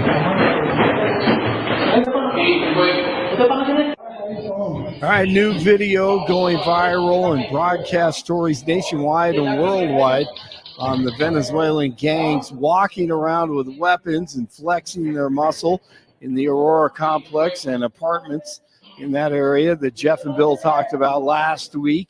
And really before then, Aurora police say they're aware of some gang activity in the community, but it's isolated. Denver police say they have no evidence to support recent claims that some of the city's apartment buildings are being taken over by the gang Trende Aragua. Aurora police have teamed up with state agencies to establish a task force to address concerns about the gangs. God is great, beer is good, and people are crazy. Your truck is turned over. You may want to take 287 if you're near northbound I-25 and the Berthoud exit up north if you haven't heard already on this show. A final Senate vote coming out today on the Colorado bill that could lower property taxes. Lawmakers gave preliminary approval last night after the House signed off on a compromise following hours of debate. What you have today is what we put together that we believe is the right policy at this moment for the people of Colorado, because they need us, and we are going to answer their call. That's House Minority Leader Rose Puglisi, and who's responded to leaders pushing back against the process They got the bill on the floor, but the state is now closer to protecting funding for fire departments, schools, parks, libraries, and other services. Tonight at 7 on CNN, will Dana Bash take it easy on Kamala Khan Harris and Timmy Walz? She interviews them, and it's just too much for the woman who wants to be commander-in-chief to do the interview by herself. So they'll do it together. Walz and Harris. It's been almost 40 days since she sat down with a journalist. And by the way, she is running for president. On Wednesday, Harris and Walz dropped by a high school band room in Georgia for a little pep talk. Nothing screams "Go Team Go" like Kamala Khan. And I will tell you, I was in band when I was your age. So I know a little bit about players, right? And all that you all are doing, it requires a whole lot of rehearsal, a whole lot of practice, long hours, right? Sometimes you hit the note, sometimes you don't. Sometimes you feel like a nut, sometimes you don't. And one time at band camp,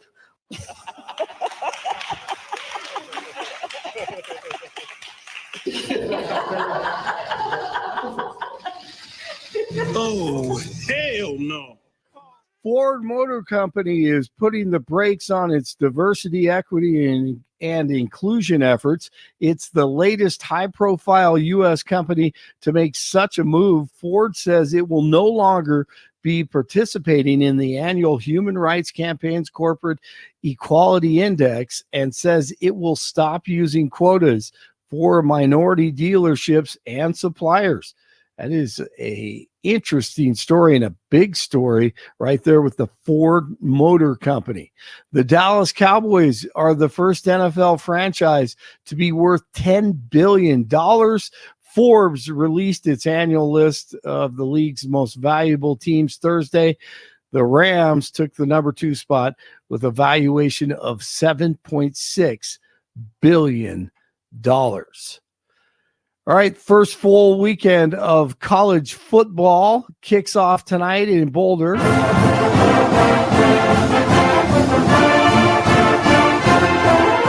CU playing host to North Dakota State.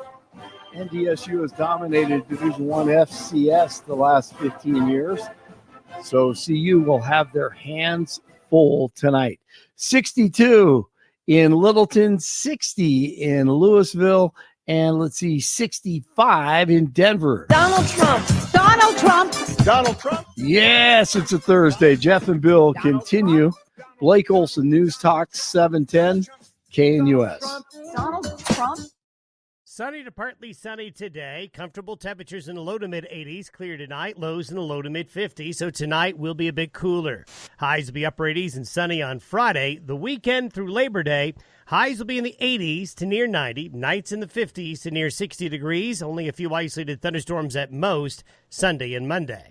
Weather sponsored by branchplanning.com. Secure your retirement plans with a free review to help provide asset protection, long-term care, or even income for life. Get your complimentary review at branchplanning.com or call 303-219-0088. Meteorologist on day in the 710 KNUS Weather Center.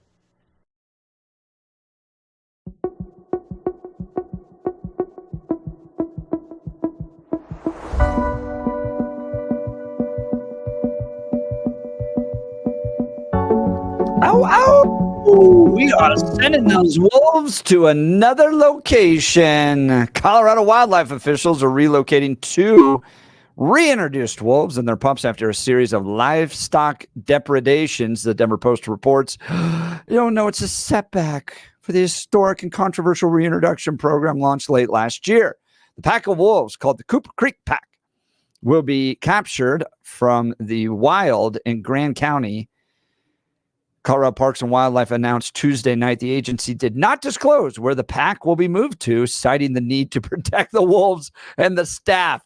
How about the people you're going to drop the wolves into their backyard? I think Can you notify them? I actually think this is some sort of like a plan by Jared Polis. I think what he's going to say is that what we're going to do is based on what's going to happen in the legislature if you don't get enough Republicans down there, that next year you're going to lose your Tabor refund. But the one person that keeps it is the one that finds the wolves.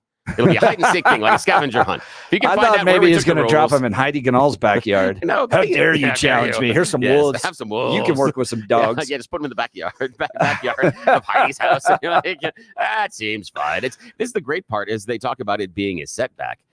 A setback? These are wolves doing wolf things. I know. Why are we surprised about this? Why is this a shock? This is what wolves do. Well, joining us to provide some insight because he is a retired wildlife officer at the state of Colorado and now current state senator and one of my favorite guys down at the state capitol, Perry Will. Thanks so much for being on the Jeff and Bill show. Good morning.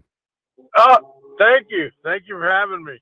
All right, Senator Will, you and I filmed a whole documentary on this years ago about wolves and what they were going to do in the state of Colorado. I think you're allowed to say, I told you so on radio broadcast across the city and state of Colorado, city of Denver, state of Colorado. I mean, you called this a long time ago that this was not going to be easy on the ranchers up in the Western Slope. No, it's not, and I told you so, and it was everything that's happening was predicted by all of us that knew, and this ballot box biology is no way to manage a wildlife resource in the state, and I think this is a shining example of why we shouldn't have ballot box biology and the public in general voting on wildlife management in this state. Yeah, and I want to explore that term. It's a brilliant term, and you used that in our documentary years ago. By the way, that's on the Centennial Institute YouTube page, Wolves and Wildfires, about how essentially the government's mismanaging our Western lands. But you point out that in ballot box biology, you're allowing the house mom in Highlands Ranch and the blue-collar worker up in Meade or wherever to come up with terms with regards to what we're going to do with our wildlife instead of allowing the experts to speak into that. Absolutely. And we need the experts to do that. I mean, it's just, there's too many people voting on that have no skin in the game. And you know what I mean by that? It's just, they're not going to be affected by the wolves or whatever it is that they've chosen to transplant. So, it needs to be done in a professional way. And these wolves, I mean, we're looking at what, 6 million people in the state of Colorado. I mean, we're not Wyoming, we're not Idaho, we're not Montana.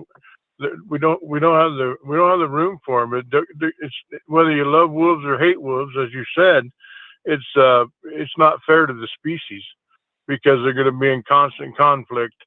And especially with as populated as Colorado is, and that includes the West Slope, as populated as it is, they're going to be in constant conflict, and we're seeing that.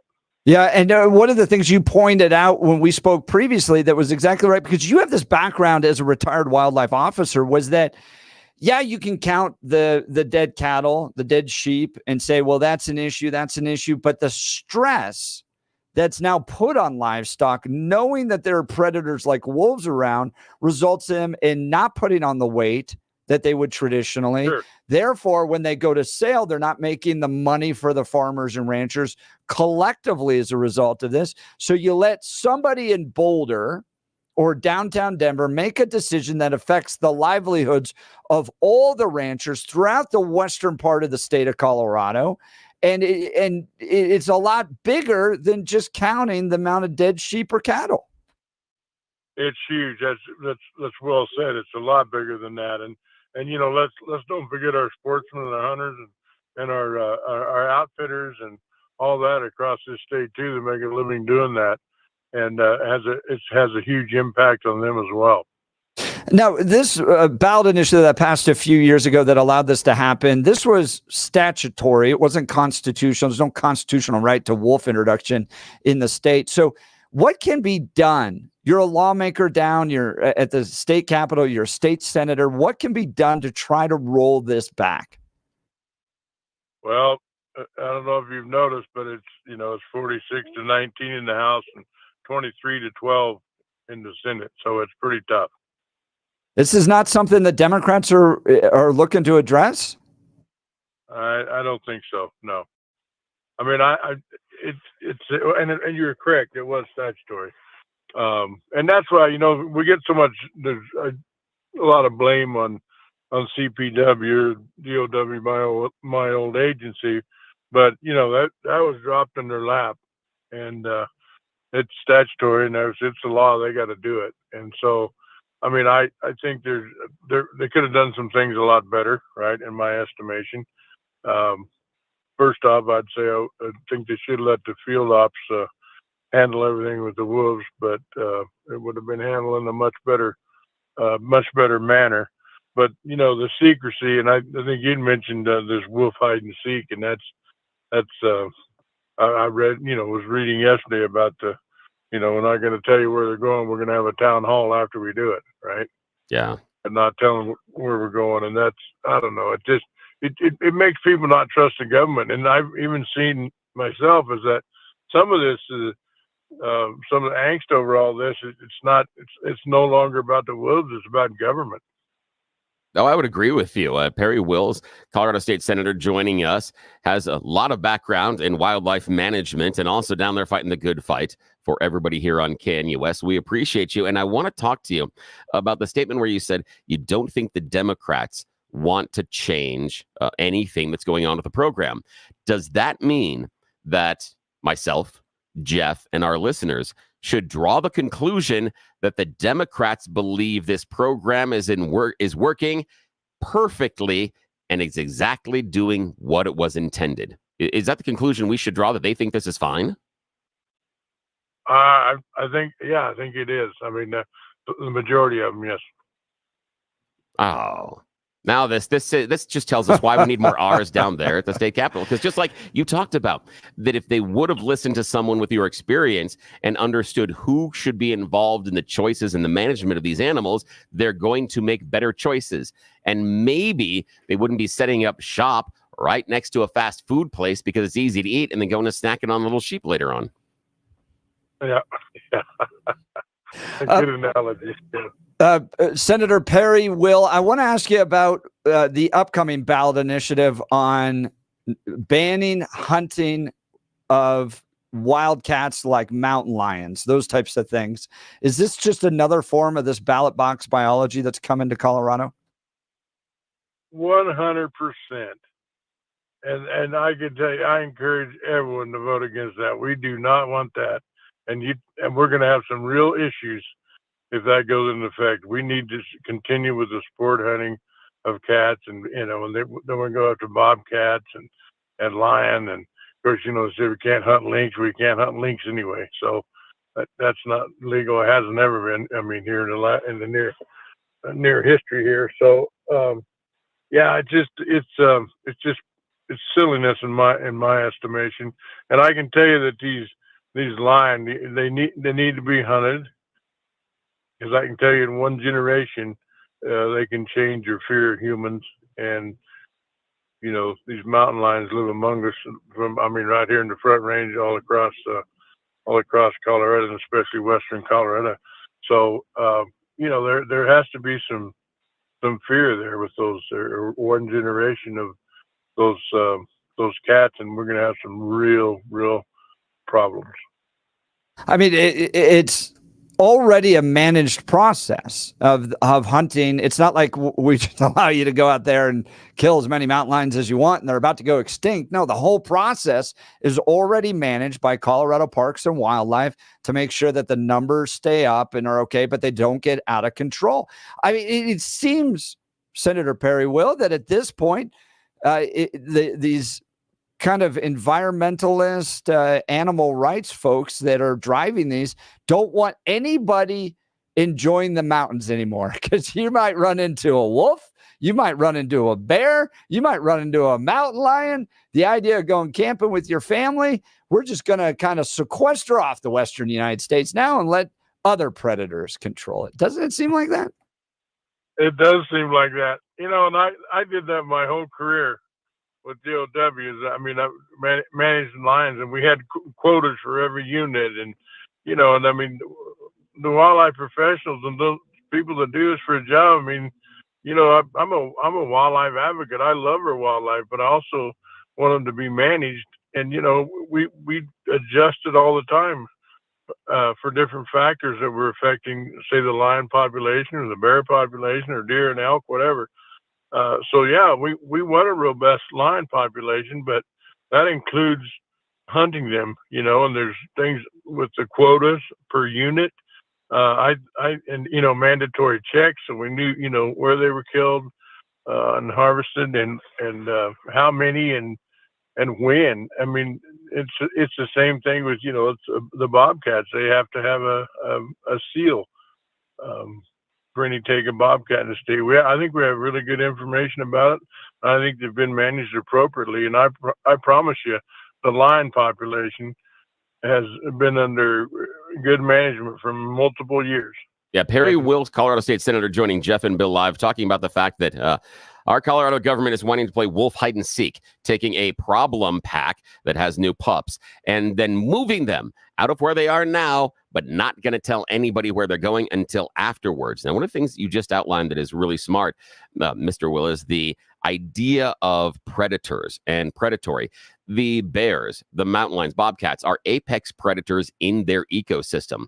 And the only thing that's going to outrank them are the humans. And without having that check on the apex predator, they can do some incredible damage to the rest of the ecosystem.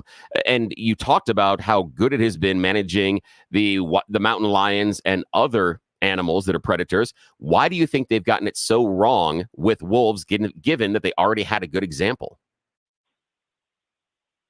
Well, I'd have to say they definitely got it wrong, and that happened, when I was Prop 114. I mean, it just started, and so it starts right there. I mean, there's nothing to do with it.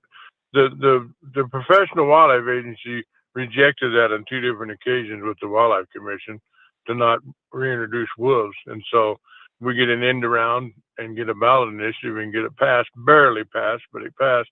I think if you took the vote today, it would have a different outcome, but it did pass, and so now we have paws on the ground, so to speak, in Colorado. Talking with State Senator Perry Wills, how important is it for people to understand that these initiatives are coming from out-of-state animal rights organizations, that a lot of this is not funded by Coloradans? This is special interest groups in San Francisco, New York, that want to experiment in Colorado.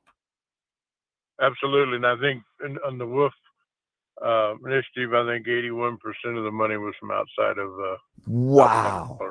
81%. Now, they do have an ally here in the state, in the first gentleman, Marlon Reese, who in a second we'll talk about the fact that he has now shut down his social media accounts after debating wolves. Uh-oh. But have you, State Senator Perry Will, ever spoken directly with Marlon Reese, the first gentleman, about these animal issues that he's so passionate about?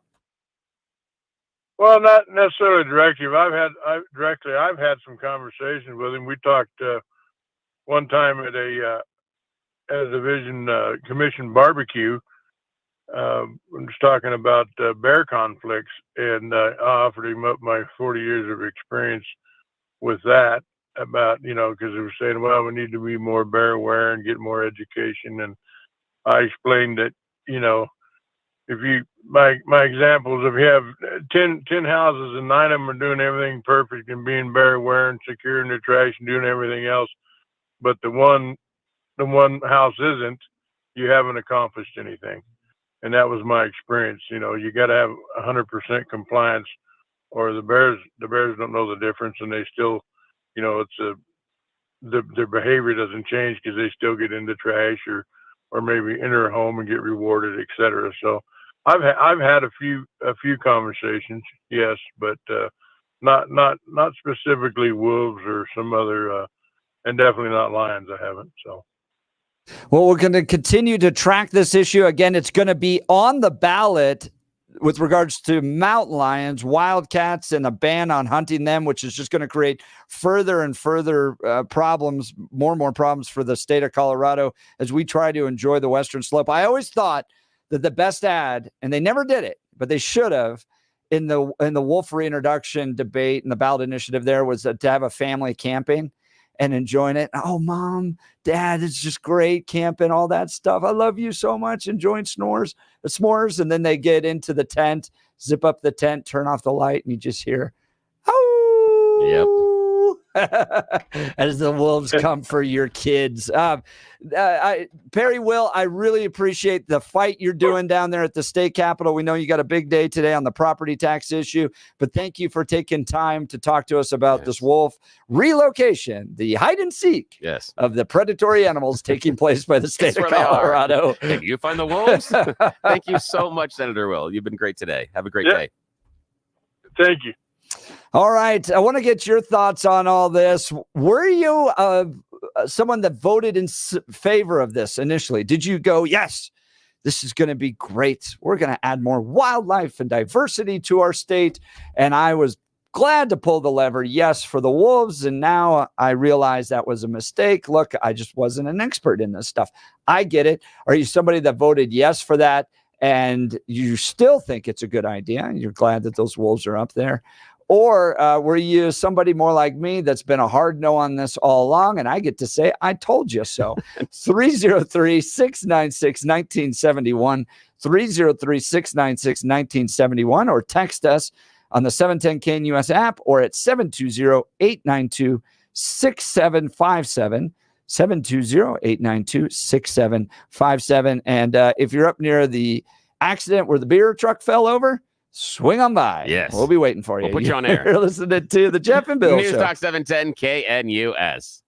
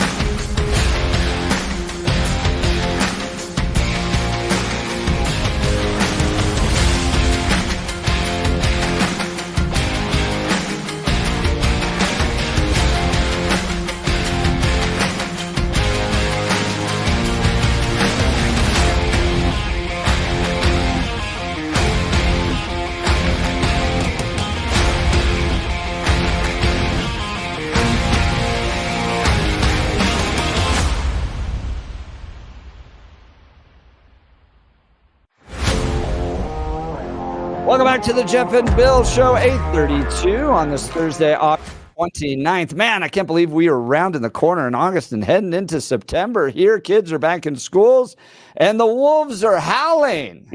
It's going to be 91 on Saturday. What the heck's going on? Jeez. Man, it's Labor Day weekend. Enjoy that So pool. Billy, could you imagine the person who has the job that gets to go out there and tranquilize the wolves? Does that sound fun? Actually, kind of. It's like a great job. Yeah. So Colorado's new wolf pack, including pups, to be captured and relocated after they killed a lot of sheep and cattle. The decision to capture and relocate the Copper Creek pack was made with careful consideration of multiple factors and feedback from many different stakeholders. CPW Director Jeff Davis said in a statement, "Our options in this unique case were very limited, and the action by no means a precedent of how CPW will resolve wolf livestock conflict moving forward." The relocation announcement comes after less than 10 days after the Wildlife Agency announced proof of at least 3 pups being born this spring and shared a video of the pups playing in a puddle. The pups were the first born to wolves released in December as part of a voter-mandated reintroduction of the predator species that left Colorado nearly a century ago. But there's more to the story, Billy. Yes. Somebody got a little worked up and decided that they were going to jump into this debate and fight the ranchers directly in support of the wolves. I'm sure this worked out well. And they got on their keyboard, just like we do late at night, and tap, tap, tap, tap, tap, tap, tap, Yes. their feelings. And it's one thing if you're Jeff Hunt, if you're Bill Thorpe, if you're somebody else who does that, but when you're the first gentleman of Colorado, that's interesting. Marlon Reese, he got a little frustrated and he has now deactivated his accounts because he got into that argument. He learned social media doesn't always work out the way you think it's going to. That's an interesting fight to pick for Mr. Well, Reese. when you do it and your spouse is an elected official, guess what that spouse gets to deal with the next day? Yeah, they have to deal with the blowback of what you've been doing. Jared Pulse had to put out a statement. Oh, my goodness. In recent weeks, the volume of negative commentary on his posts increased to such a degree that he felt his pages were no longer serving the goal of fostering compassion, appreciation, and respect for animals. Spokesperson for Polis said. You know what I like? You know what I like about that? The thing that is funny about that is the complete absence of self-reflection. Because the idea of, the flood of negative comments.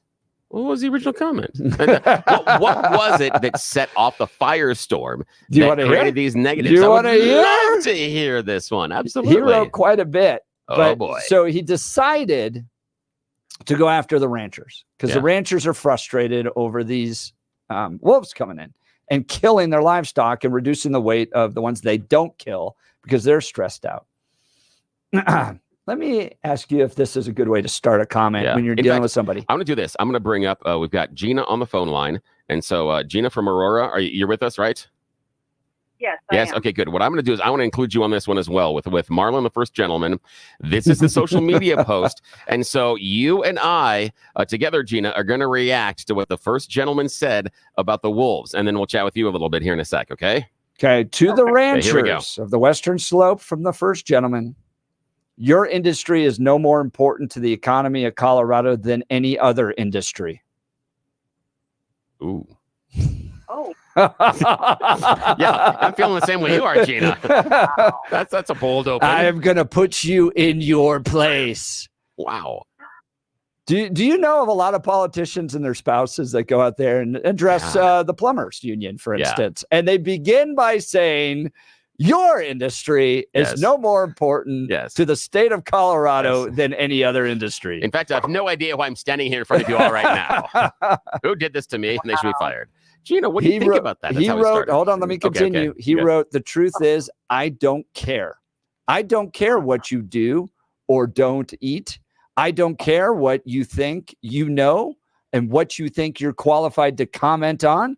I don't care why your family seems to love the limelight and never misses an opportunity to trash talk the Front Range. If you're proud of being a rancher, act like it. All this complaining is leading nowhere fast. Except for deletion of a social media account. Gina, what do you think about that? Do you feel like he's understanding the plight of the ranchers? Do you feel like he's understanding, even if we're pro-wolf, do you feel like that is the way that, as the first gentleman, you should approach that topic? Would that persuade you if you're on the other side? Or if you're on that side, would you go, yes, he's speaking the truth? How do you react to that, Gina? Oh, I would. I think it's appalling. That's absolutely disgusting. I mean, my grandfather was a farmer and a rancher. So I think they're extremely important, and probably more important than some other industries in Colorado. Yes. We all need to eat. That's terrible. Absolutely horrible response from someone who's, the first gentleman of our state. The part that I got was like the second line is, I don't care. Hang on. Yeah. I'll just pause there for a sec. The idea that you're the first gentleman, and not just inside a social media commentary, but in the second statement, the second phrase that you're going to utter is, I don't care. Really? Then perhaps you need to keep 3 words, your mouth shut. Don't want to hear from you. Yeah. Yeah. I mean, sometimes I don't know in this state whether to laugh or cry. I tell you. Yeah. That is a very good line, Gina. And he's passionate about animals. This is his thing, though. He's an animal rights, animal welfare dude. No, he isn't. And I'll tell you why. Because he didn't care about the cattle. Yeah. His entire thing there was ranchers. I don't care. Hang on. Last time I checked, those cattle are animals. I have a rancher I know very well. They raise them. They call them animals. In fact, Jeff and I were talking about this off air, Gina. We're going to share this with you, that cows are special inside of our ecosystem. Cows are magic. They make grass taste good because cows are delicious. I mean, that's a magic animal there when you can do that one. Now, Gina, you called in and we talked off air, and you talked about some of your support for the idea of reintroducing the wolves. So tell us the story about your first impression, the petition that you saw outside the store, and now what you're thinking now that the vote has gone through. Okay, well, I had no idea this was even like being talked about until I went to the grocery store one day, and it sounded great. Like, I love animals, just as much as probably anybody else. And I'm like, oh, that'd be cool. So I signed it. Then as we got closer to election and I started hearing the other side, I'm like, oh my God, what did I do? I voted against it when when it came up in November. I voted against it, and then, saw that it passed. But after getting bamboozled by that one and the Gallagher Amendment, I swore I'm not signing any more of those petitions until I actually do my research, and then maybe I'll go back and sign. But Gina, I got just the thing to help you. For years, I've put out my own ballot guide to help you understand the issues that are at stake. It's not very long. It's just going to be a recommended vote from me on these issues. That could definitely help you, but it's always good to err on the side of no. No does always help. To these ballot initiatives. I put out my own election guide, but it has to do with the best bars near your house. Because we all should be drinking a lot on election day. Gina, that is a great call. I sure appreciate it. And thanks for being honest. Yeah. I mean, a lot of people, I think that's how it happened. I think a lot of people went, well, I love animals, and have wolves back in the state of Colorado. I get to, isn't it going to help, the kind of ecosystem with everything mixing together, and the deer and the wolves and all that stuff. And then the people that were really affected by it didn't have nearly the amount of money to fight back the way that the pro-animal rights people, 81% coming from out of the state, pouring into here. That's just a David versus Goliath issue. And in this case, Goliath won, and these ranchers are having to deal with the consequences of it. But I will say this, I am glad that places like the Denver Post are covering this. Yes, that does help. Because they could just hide it, right? Oh, yeah. Just be like, they could do the, what Venezuelan gangs? You could do that one. Yeah. And I'm like Gina, where when they said we're going to reintroduce wolves, wolves are a valuable member of the ecosystem. They can be a wonderful balance as far as a predator, and they can even help as far as controlling things like coyote populations and such, because they share territory and the wolves are dominant. And so I assumed when we were talking about introducing wolves that we were going to put people in charge, like Perry Wills, the state senator that joined us earlier. He talked about how beneficial it's been to be able to hunt mountain lions, bears, and bobcats in order to control those populations. I, dumb, made the assumption that if we were going to reintroduce a predatory population, we would use our existing populations as a freaking guide. We would look at how do we have to manage these predatory populations? What do we do? And what do we need to control them? And yes, that involves hunting them. They didn't do that. Didn't do that at all. They decided they were just big fluffy dogs and decided to reintroduce them, and have done it in one of the most boneheaded ways possible. There are phenomenal ways you can screw up a reintroduction of animals into an ecosystem. And this is a tremendous example of how to make this thing go sideways and to not manage expectations and what should be there. Because these ranchers, especially when we talked about this pack that's being moved, the pack is coming down and going after sheep. Okay. Now, if that means that we lose a few wolves, even wolf pups, because that rancher and farmer's protecting their flock, okay, fine. That's how the balance should be, because as we saw in this story, one of the issues, these wolves are losing their fear of humans because they're also getting supplemental food going through the trash that's around fast food areas. And so now they're coming into population centers knowing that people have food, and they're going to lose their fear of humans. Couple of gunshots changes that. A couple of dead animals out of the pack changes that. There has to be that understanding of a balance. Some of these wolves are going to die, and some of them should die at the hands of ranchers who are protecting their cattle. That's the balance. And the fact that we entered into this and didn't understand that balance, just stupid. So the people in charge should just hang their heads and say, yeah, we messed this up. Maybe go delete yourself like Marlon Reese did. Let's do that. I think Marlon should have some self-reflection on all this. Yes. The And first maybe you don't gentleman do it. I don't getting care. into a fight, telling ranchers, I don't care. Your industry is no more important than any other. Yeah. What? No more important in Colorado? The farming ranching industry? No more important? Come on. The number of animals that are raised across this state, the number of families that have been fed. We were at Doug's Diner earlier this week on Tuesday. We were there live, and we talked to Lindsay, the owner. We talked to the employees. They locally source their food. They can't go to those local ranchers. They're not important. What our ranchers are doing here doesn't help feed the tables at Doug's Diner. Yes, they are that important. They are providing food for Colorado and elsewhere across the country. They're incredibly important to the Colorado environment, ecosystem, and economy. But it tells you a lot about our governor's house and what goes on inside there in the conversations when the first gentleman feels that the ranching industry Remember the meat isn't out day? important. Remember Yes. the meat out day? Well, that went well. Yeah, I know. That's great. 2983's texting. Look, I've got a drop shipping business. Just these families need to come up with a new way to make money.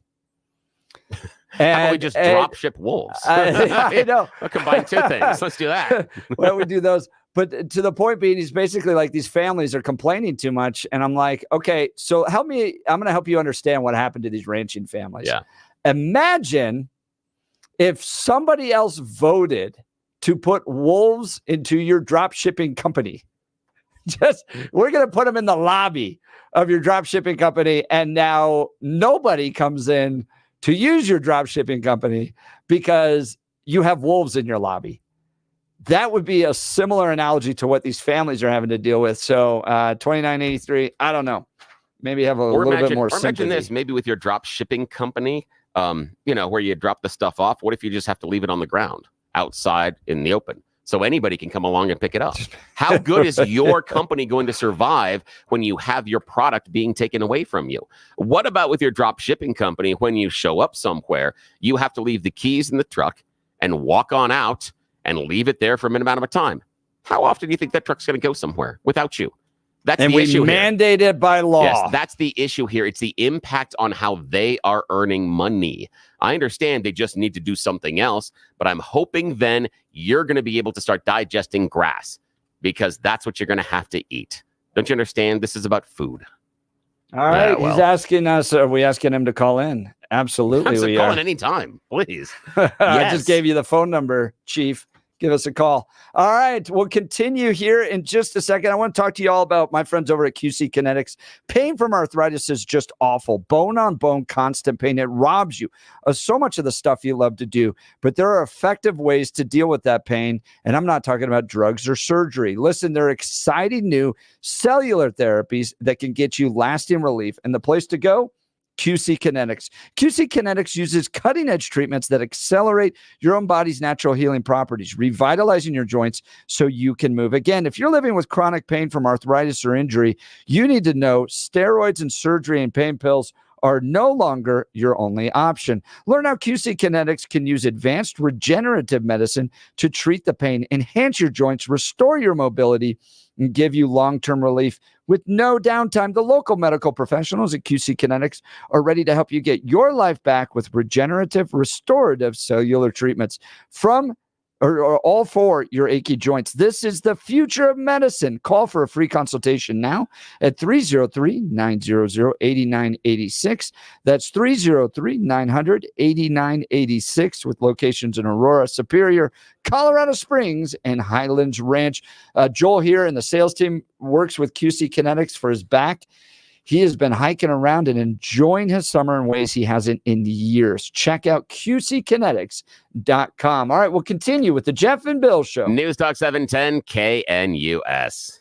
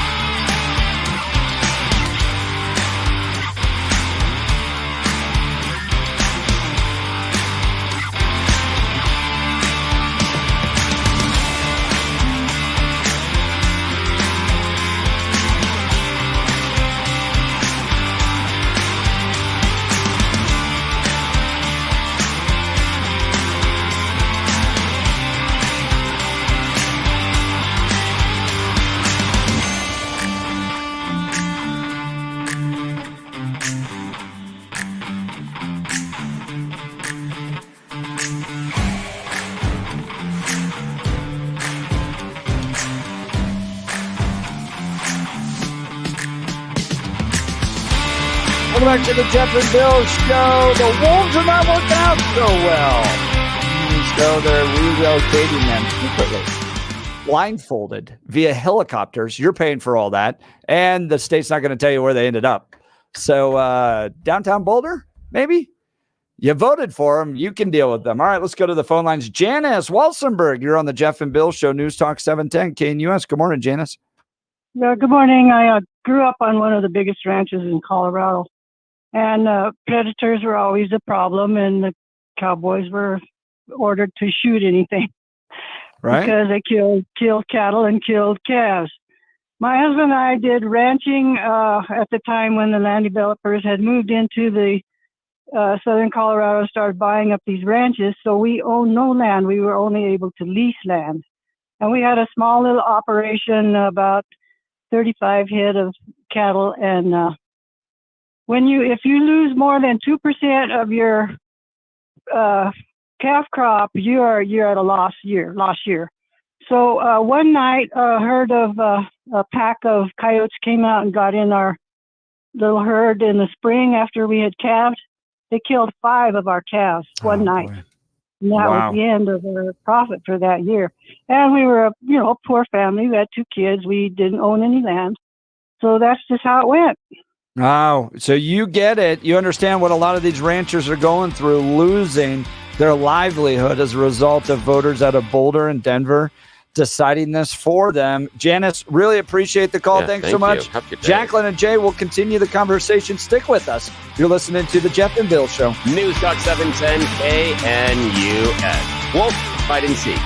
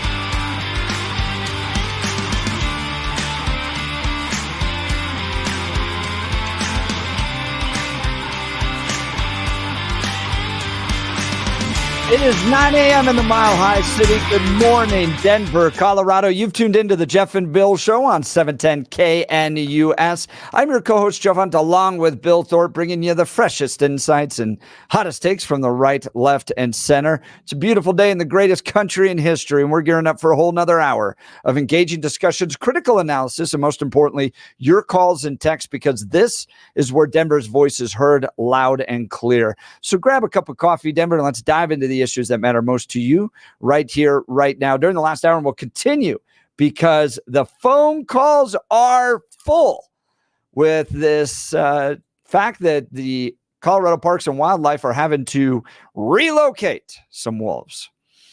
They are killing a lot of livestock. They are mating. They went from 2 to 5. That's how it works out there in the wild. And they are taking down a lot of cattle, a lot of sheep. One of the ranches that's had to deal with this, the rancher averages, I saw in news reports, about an hour or two at a time of sleep because everything he's tried, strobe lights, streamers, alarms, the state even gave him donkeys to try to kill these wolves because the donkeys just don't care. These are awesome. They'll just straight, you know, they just kick you. They'll go right after him. Yep. Yeah. It hasn't worked. They're continuing. They've built their den just outside their ranch. They literally come out of the den, walk down and get the fast food that's out there. So the state is moving them, but they're not telling us where. Yeah, it's a secret. And the other problem that in this is that they've also gone into the population centers and are starting to eat the fast food. And I submit that if we didn't have that component, these wolves would not be moved. They would just turn to the rancher and say, deal with nature. You're going to have a hard time. But now when they come into the population centers and they're starting to turn over trash cans, now we have more of an exposure for the people in charge to have some liability. Now it becomes an issue because it's involving the people, a large population. That's going to be the issue. I guarantee you that if it was only his ranch, they wouldn't care. Yeah, they Bill, would not I think care. you're probably exactly And right. that's the problem. We'll get to these phone calls just after the news and commentary with Blake Olson. Good morning, Blake. Hey, good morning, Jeff and Billy. Great show. 65 and cloudy, expecting a high of 84 today. The 710 5-day forecast is coming up. Our top story, Perry Will, State Senator, District 5, on with Jeff and Billy last hour, and he calls it ballot box biology. Love that. Voters who aren't affected by wolves voted to introduce them to the state, and it's been a failure. Ranchers see their cattle killed and eaten, and it's not working. You know, it's just there's too many people voting on that have no skin in the game. And you know what I mean by that. It's just they're not going to be affected by the wolves or whatever it is that they've chosen to transplant. So you know, it needs to be done in a professional way. And these wolves, I mean, we're looking at what, 6 million people in the state of Colorado. I mean, we're not Wyoming, we're not Idaho, we're not Montana. We don't have the room for them. It's whether you love wolves or hate wolves, as you said, it's not fair to the species because they're going to be in constant conflict, and especially with as populated as Colorado is. He also says that politically it's going to be difficult to change, and out-of-state money, about 81%, he told Jeff and Billy, funded the introduction. The mountain lion issue will be on the ballot this fall.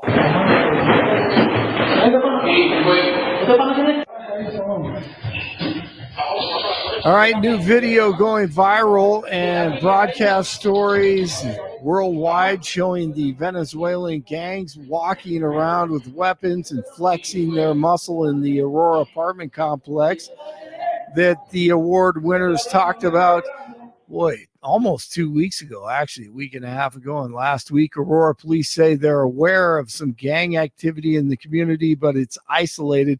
Denver police say they have no evidence to support recent claims that some of the city's apartment buildings are being taken over by the gang Trande Aragua, and Aurora police have teamed up with state agencies to establish a task force to address concerns about the gang. A final Senate vote today on a Colorado bill that could lower property taxes. Lawmakers gave preliminary approval last night after the House signed off on a compromise following hours of debate. What you have today is what we put together that we believe is the right policy at this moment for the people of Colorado, because they need us. And we are going to answer their call. House Minority Leader Rose Puglisi, who responded to leaders pushing back against the process that got the bill on the floor, but the state is now closer to protecting funding for fire departments, schools, parks, libraries, and other services. Tonight at 7 on CNN, will Dana Bash ask the important questions to Kamala Harris and Tim Walz. It's been almost 40 days since she has sat down with a journalist. RFK Jr. wants to make America healthy again without using Ozempic. Kill two birds with one stone. Cut the fat and then cut the fat in government. And there's now a bill before Congress that would force the insurance companies, Medicare, to pay for it for every American who's obese. Well, that's 74% of our population. Right. That's going to be $3 trillion a year. And for a tiny fraction of that, you could give every American 3 meals a day of organic food and diabetes would disappear overnight. You know, diabetes is treatable with food, right, with exercise, and obesity is. On with Dr. Phil. Ford Motor Company is putting the brakes on its diversity, equity, and inclusion efforts. It's the latest high-profile U.S. company to make such a move. Ford says it will no longer be participating in the annual Human Rights Campaign's Corporate Equality Index and says it will stop using quotas for minority dealerships and suppliers. That is a big story. The first full weekend of college football kicking off tonight in Boulder. CU playing host to North Dakota State, the Buffs and the Bison at Folsom Field. NDSU has dominated Division I FCS the last 15 years. 62 in Golden, 66 in Centennial, 68 in Denver. Jeff and Bill continue. Blake Olson, News Talk 710 KNUS. Sunny to partly sunny today. Comfortable temperatures in the low to mid 80s. Clear tonight. Lows in the low to mid 50s. So tonight will be a bit cooler. Highs will be upper 80s and sunny on Friday. The weekend through Labor Day, highs will be in the 80s to near 90. Nights in the 50s to near 60 degrees. Only a few isolated thunderstorms at most Sunday and Monday. Weather sponsored by branchplanning.com. Secure your retirement plans with a free review to help provide asset protection, long-term care, or even income for life. Get your complimentary review at branchplanning.com or call 303-219-0088. Meteorologist Don Day in the 710 KNUS Weather Center.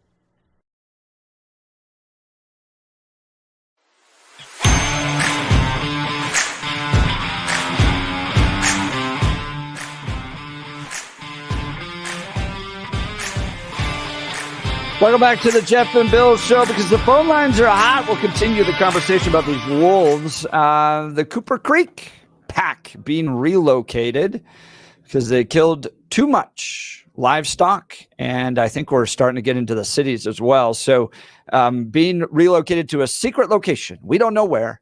Somebody today or this week gets to go out there with a tranquilizer gun, then blindfold them and put them in a helicopter and fly away. Sounds like such a cool job, Bill. I'd like to have that ability. I would too. I'd like to have that. Let's go to the phone lines, hear what people have to say about this, because this is a hot topic. John, Denver, you're on the Jeff and Bill Show, News Talk 710 KNUS. Good morning, John. Miles of smiles on your radio dial. Thanks so much for having me on. Really appreciate this. I was texting you just a few moments ago. I'm not going to mock you for talking about the poor cattle stress in comparison to the last segment where you mocked parentalhood stress. Not going to do that to you. I won't do that to you, Jeff. I'm going to move on. And I'm just going to say... Did we mock parental stress? Think that was a fair? I kind of felt like you mocked a little bit of the parental stress. Yeah, really? In what way? I think you did. In what way, man? Oh, well, again, what I'd like to talk about is your failing ideas about this issue with the wolves. Yeah, I know, but John, you called a I talk think radio that show, what and you're- no, wait, see, you called the All show right. as a conversation, and you said you didn't want to deal with it. I'm curious. Well, what did we get wrong about the parental stress last hour? Share with me. Well, I think that saying that, hey, there are stresses with parental responsibilities, and government should help parents to lessen those stresses. And each other, we should think about parental stress. Hey, cut that guy some slack. Maybe his kid's struggling. That's not I really don't what think we that said. that's a wrong thing to tell people. No, you said that it would be bad to tell people that there's parental stress because they might not breed. No, that's not what we you said really at all. said. No, that's not what we Yeah. said. No, John, what we said was, Okay. no, John, just to clarify so that the people that are listening didn't hear last hour, they can go check it out on the podcast, or actually 2 hours ago. What we said is that parenting has always been stressful, and that there are added stressors right now that make it much more difficult. And our opinion Social is media. when the government comes out with a report saying parenting is stressful, it appears to us as if they should have released it from the Department of No S, Sherlock. The Department of parenting is stressful. Sorry, wake up and smell yourself. I mean, not you personally, but I'm saying in general. Yes, parenting's stressful, and there's a variety of stressors. And now saying that we need to talk about it because it's known. Wait, because it's known, we can't talk about it. No, we didn't say that. I we do said think it was, it's we said it was dumb. ironic No, that John, it we said it was- was dumb that they released a study about it, as if this wasn't You known. don't like that they study parental stress. No, because if we were to study it, something might change. We've been studying for decades. I This isn't new. I find So it, because John, I'll it's tell you, studied for I decades, find it not new. them ironic. talking about the studies is the problem. No, I They're not find talking it about the ironic studies. that in 2024 we did a report when 100 years ago it was a lot worse to try to raise kids, start a family, live, and just. In your opinion, you haven't lived at 100 years ago. You just feel that was more stressful. John, I get to You don't go. know I that, get to go get all my food from a supermarket.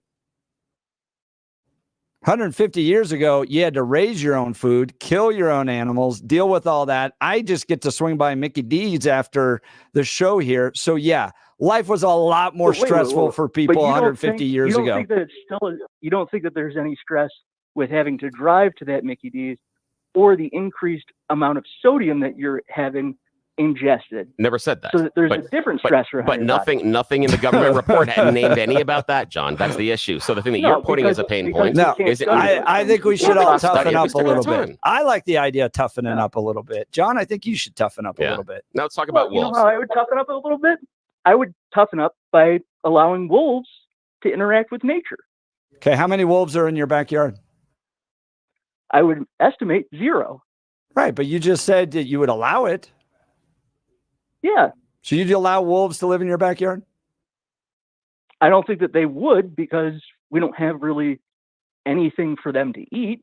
So I would imagine that they would migrate to other places. Do you have a trash can? Okay. I'm assuming you So, throw away food. I'm yeah, assuming you throw away food scraps. And John, the issue being the wolves, part of the reason they're a danger right now and they're being moved is because they started interacting with the population and they were going into the fast food areas and tipping over trash cans. And that's what I had just said last hour. That's why I feel this move is being made, not because of the attack on the rancher, but because now it's Bears involved get in the into trash cans, population. too. I know, and we talked about Bears that with get into Perry trash Wills. cans. Yeah, and Right. the communities that deal with that have ways of dealing with that. Yes, Oh, absolutely. so there's ways to deal with it, just like there would be ways for those communities to deal with the wolves. Yeah, just like it would they be are. fine for those businesses to deal with the wolves. With the exception of numbers and with the exception of how wolves hunt, it's more of a danger as far as how they interact with humans. Bears are a different type of predator. It would be more analogous to, say, packs of mountain lions, but they don't hunt in packs. They're singular animals. Same thing as bobcats. When people were tough, They back would- in the old days, They would you shoot used the to wolf. No, you know what you used to do? No, You that's used to exactly drive what your they would family do. out to the garbage dump and watch the bears. Yeah, they did. But if they came into their property and threatened their livelihoods, they shot them.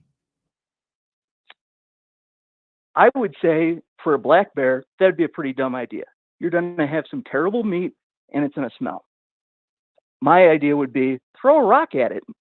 They'll run away. It's a black bear. Go away. They might, They they run. might, they may not. Wolves. They may How or about they may the not. wolves? How about you go throw a rock at a wolf? Well, here's what I would do. If I was those ranchers and I knew that there were those wolves inside the community, because I'm a success-minded business individual, I would call up my lawyer, my banker, my accountant, and I'd say, I'm going to Costco, and I'm going to get these ADU units. Just a single bed, maybe a shower, bathroom. Sleep with the wolves. Sleep with the cattle. Sell it $300 a night. Oh, is it like an Airbnb? Yeah. Think about that as an experience. I think you Imagine probably you could would see get the wolves. somebody. Oh, there wasn't a wolf that night. They still slept with the cows. John, I think you probably get some Boulder libs that would like that idea. I would imagine people from around the country and world would like that. And It's so, a part of what do you nature. do? What do you get to do when the see wolf rare- comes in your little $300 a night Airbnb? Are they allowed to shoot him? Well, again, you seem to be confusing wolves with raptors. They can't operate knobs. I just don't feel like getting inside of a glass enclosed ADU unit is within the power of wolves. How you going to feed the people that are out there? What are you doing with the food and the trash and stuff? Because Well, I again, imagine what that I'm there's saying gotta is, be- what I'm saying, John, is once You're the gonna wolves be realize walking that is through an a field of easy, cows but during the day, but once you're that going to go to various restaurants, maybe have some wine. Then during that night, they'll have a nice charcuterie board laid out for you with some champagne. And then the lights go dark and you watch the wolves and you go to sleep. Then you wake up and you have dinner or breakfast in the farmhouse. But what do you do with the extra food you had from the charcuterie tray? Because if you don't eat the entire thing, you've got to store it somewhere. If it's inside the enclosure, the wolves are going to view that as an easy food source. And if you throw it outside the enclosure, they're going to learn that food comes from this enclosure. I feel like John's coming up with the idea for Jurassic Park, and I don't think that worked out so well for everybody. For like a small college refrigerator? Come on. There's plenty of things you can do to mitigate the smell of food inside of a constructed unit. We have cabins. People aren't going, you know what happened? This lion came into the cabin, took my wife on a date, and now he's playing catch with my kids. But we do have bears that break into cabins based on food. We have bears that sleep underneath Oh, and hibernate underneath, porches and stuff like that in the mountain towns because of the food source. And You know you're right. this. We gave up. That's it. There are bears up there. We have to move out. No, not at all, Come John. We on. talked. No. If you were paying closer attention to the conversation we had with Senator Wills, we talked about the They're idea. relocated, No, right? no, They get no, tranquilized, dragged out from underneath the house, No, relocated. John, you weren't listening. John, you weren't listening closely enough. We addressed this with Senator Will, saying the approach that we take towards bears and mountain lions is better than the one we are doing now because they're not handling these apex predators the same way. This is a stupid way to deal with it. Here's another thing. I disagree with the way he's handling those apex predators, and that's the reason why I disagree with your concept that it's bad ballot box biology. Oh, awful. Hey, hold on. I got a question, John. We got a text message here from a listener. They'd like to know which dispensary you visit. Well, I'll tell you, I don't participate really in the marijuana, but I do like wine. Yeah, well, John, we have some wonderful wineries Yeah. all up along the Colorado mountains. Yeah, you do. Yeah, you do. But John, a couple minutes ago in the conversation, we talked about how we deal with bears and how they approach them, and we outlined How to do you wineries deal with bears? And what we outlined was that's Bears a would decent like way rape. to. That's a decent way. You can keep talking. That's a decent way to deal with it. And the problem that was outlined by Senator Will is the idea that it's not dealt with the wolves the same way we deal with the other apex predators, and that's an issue. That's why this program at this point is causing so many problems, because we're not dealing with them as apex predators. We're dealing with them in a different manner, and that's a problem. And that's going to continue to be a problem as we look at it this way. You think that you have a problem, but again, you could have a solution in building those ADU units and having a separate business who are taking advantage of the program that is introducing these wolves. Yeah, but there's a lot of So insurance. You're saying, no. But I there's won't, insurance, I won't there's take another liability, solution. there's I only need to say this is a problem because you're just complaining. No, because your solution isn't practical, Not at John. all. So here it's like even close to saying, practical. well, we're going to tax gas. We're going to increase the taxes on gas. But the solution and the reason you shouldn't whine about the increased tax on gas is because you can ride a bike.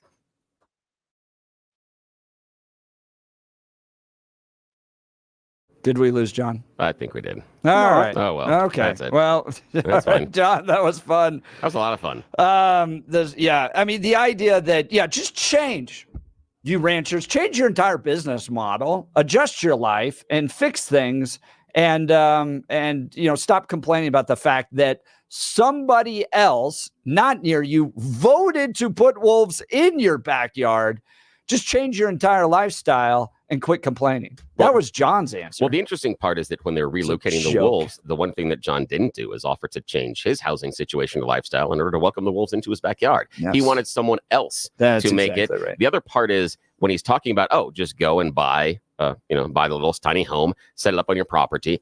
You have to have the money for that investment. There also are going to be code that you're going to have to follow once you put that up. You can't just put it up on your property and then have people start coming over. There are laws and rules and regulations, a lot of them, because the Democrats have been in charge here, based on what that housing structure has to provide, based on electricity, based on access to water, based on access to a sewer, a whole bunch of things like that. Also, food, electricity, all of those things have to be coded in before you can run that as a small business. And then you got the taxes, and you got to file the permits as far as small business, everything else. I understand, John, that you feel this is a turnkey solution that is much more difficult than you actually said so. And if it was so turnkey, put the wolves in your backyard. Here's a guy who voted to put wolves somewhere else. It's directly affecting their livelihood, their family, their ability to support their kids, all that stuff. And his answer, I'm sorry, John, your answer is, well, just change your entire business. I can't think of a better example of the arrogance of the progressive liberal voter than that. I mean, what a perfect example, right? I get what I want. I get to push my vision upon you. You have to deal with it. But yeah, you just change your life. You're the one that has to make a difference, a different decision and change in your life, all because I want to get something my way that doesn't directly affect me so I can feel better. Yeah, go out there and screw around with everybody else's life so you can feel better, John. That's what you get when the progressives get in control and get power in this state. Oh, my goodness. All right, I'm fired up. Everyone always asks, what makes advanced hair restoration different? Allow me to share, along with some details on, and get this, their once-a-year summer savings event. Guys, this ends in like 2 days. So you got to call now. First off, Advanced Hair stands by the results, and their before and afters are second to none. With Advanced Hair, your own natural hair is guaranteed to grow. Secondly, Advanced Hair combines top-rated physicians with modern technology, creating a concierge quality experience that's hard to find elsewhere. And lastly, Advanced Hair's Advanced FUE begins regrowing your own natural hair the very next day. It's quick, it's simple, and it's easy. Now, if you have a flexible schedule this summer and you've been waiting for that special summer savings opportunity, it's here. Advanced Hair's summer savings event will get you the most hair for your dollar. It's their best offer ever, and it ends like 2 days. For details and to schedule your free consultation, call 720-459-HAIR. One-day treatment, life-changing results. Your new hair is guaranteed to grow. Before and afters at advancedhair.com. That's advancedhair.com, 720-459-HAIR. All right, we'll continue with your calls and texts. You're listening to The Jeff and Bill Show. News Talk 710 KNUS.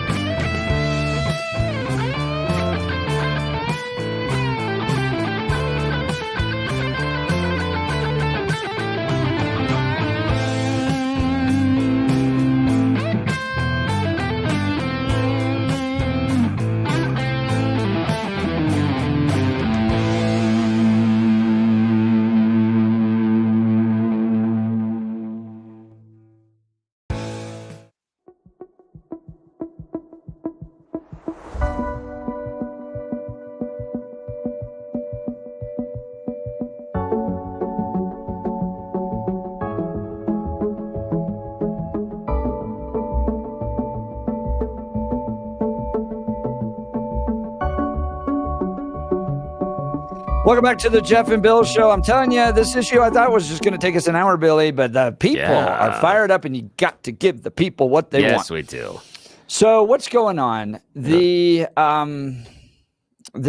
Denver or the Colorado Parks and Wildlife people are having to move a set of wolves out near Steamboat that got together, and wow, 3 other pups showed up. Wow. Well, now they got the family of wolves. It's 5 of them, and they set their den just outside a ranch. And where the food shocking, they just walk out the little entranceway to their den, go down and pick off a sheep, lamb, bring it back up, enjoy a nice little lamb chop. That's weird. That's almost like when you build your house, you'd be close to the food. Right. That's very strange. Couldn't have picked that one out. So we talked to Perry Will in the 8 o'clock hour, and Perry gets to spike the football and go, I told you all so, because years ago I filmed a documentary with him and about wolves and wildfires and basically poor government management of Western lands, because it's just so much. And he brought up this issue of ballot box biology, where you allow some person in Boulder and Highlands Ranch and Denver to make a decision about wolves that affects other people. And lo and behold, the people in Boulder, Denver, and Highlands Ranch don't actually have to deal with the consequences of it. Yeah. Now, we did talk to a guy named John, and John was telling us that he feels great about the wolves here, and that these ranchers and families just need to adapt. Yeah, they need to stop whining. Stop whining and adapt. And so, John, I don't know, you don't know this. We're going to present it to you now. Yes. John, we here, along with the listeners of 710K and Yes, have decided you are going to lose 20% of your revenue. Yeah. They're going to donate it to us. We're going to take it. Yeah. We're going to take it. And buddy, you need to adapt.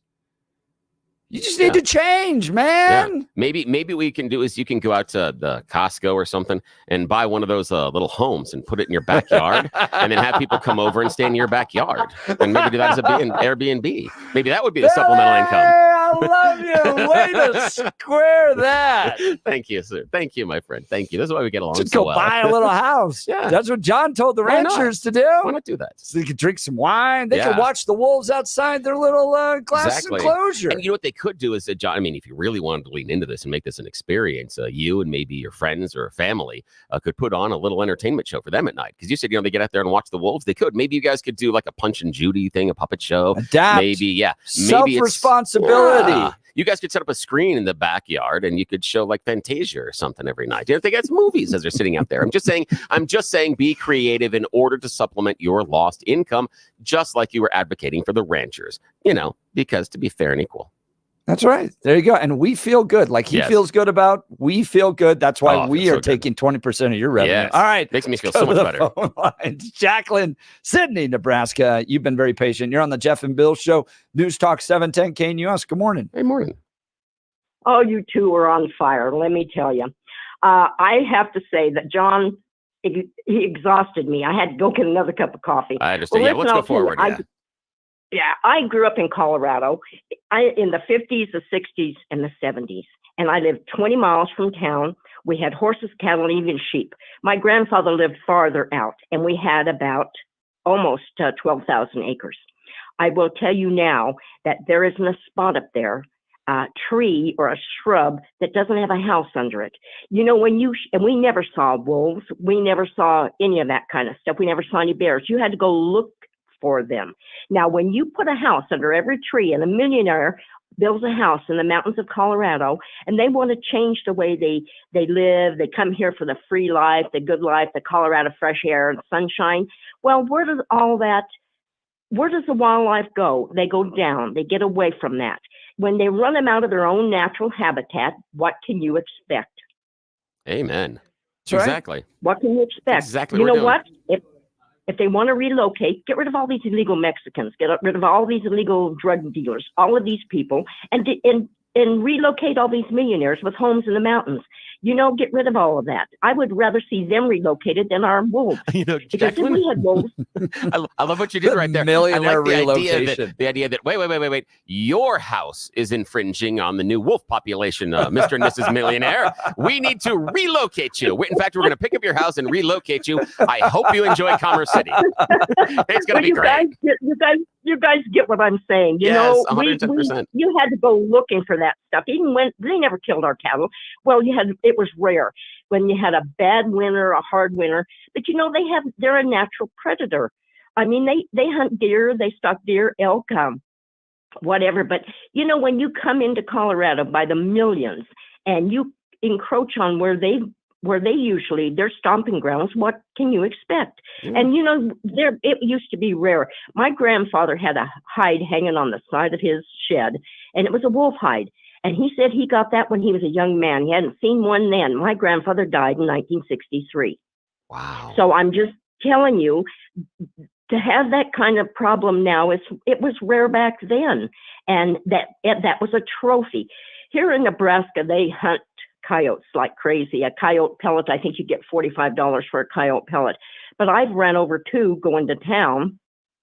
My neighbor lady ran over one last winter. I mean, and the raccoons, nobody says anything about that. These coons are everywhere. I mean, this is a cornhusker state, and coons are wild here. I even have them in my yard. But I'll tell you something, when you encroach on something, you can't expect the animals to lose. Yeah. Have you ever seen those Jacqueline, videos? You're exactly right. You're exactly Jacqueline. right. I appreciate the 110%. perspective. Thank you. Have a great day. It's nice to hear from you. All those millionaires going up into the mountains. Yeah, got to relocate them.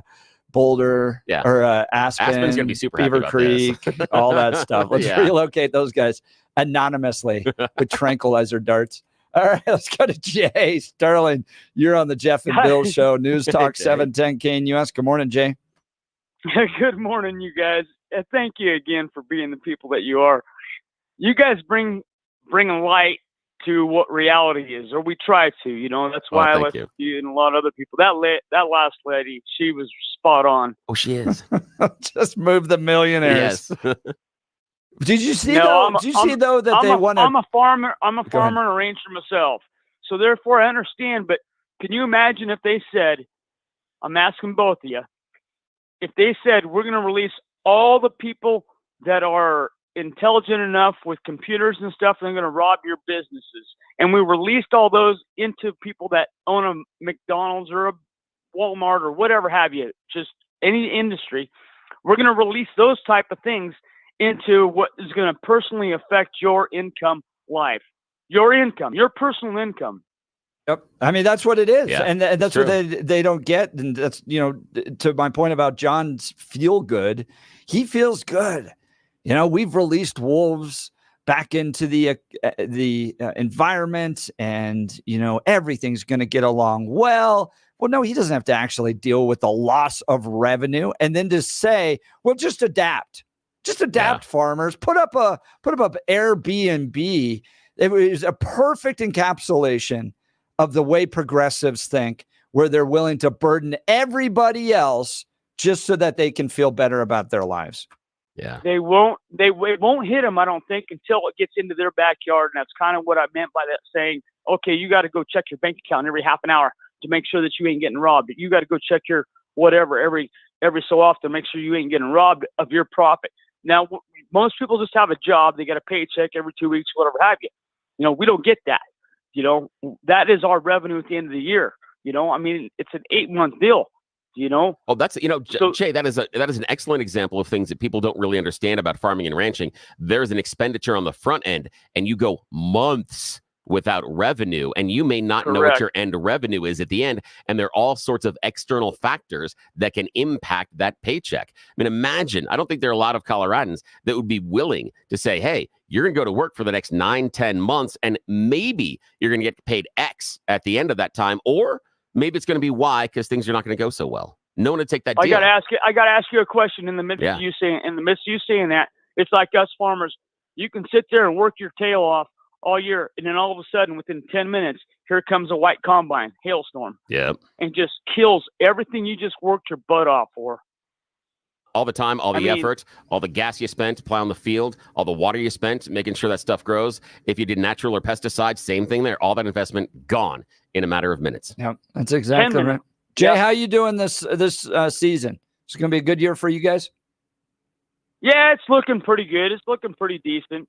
So we should get a pretty decent crop this year. So keep us updated. You know, up northeast up there in the northeast and Cheyenne there. I mean, it's a little dry, but then again, it is what it is. We haven't got a hailstorm yet to kill much of it, so therefore it's been pretty decent. Well, I hope it ends up being a good season for you.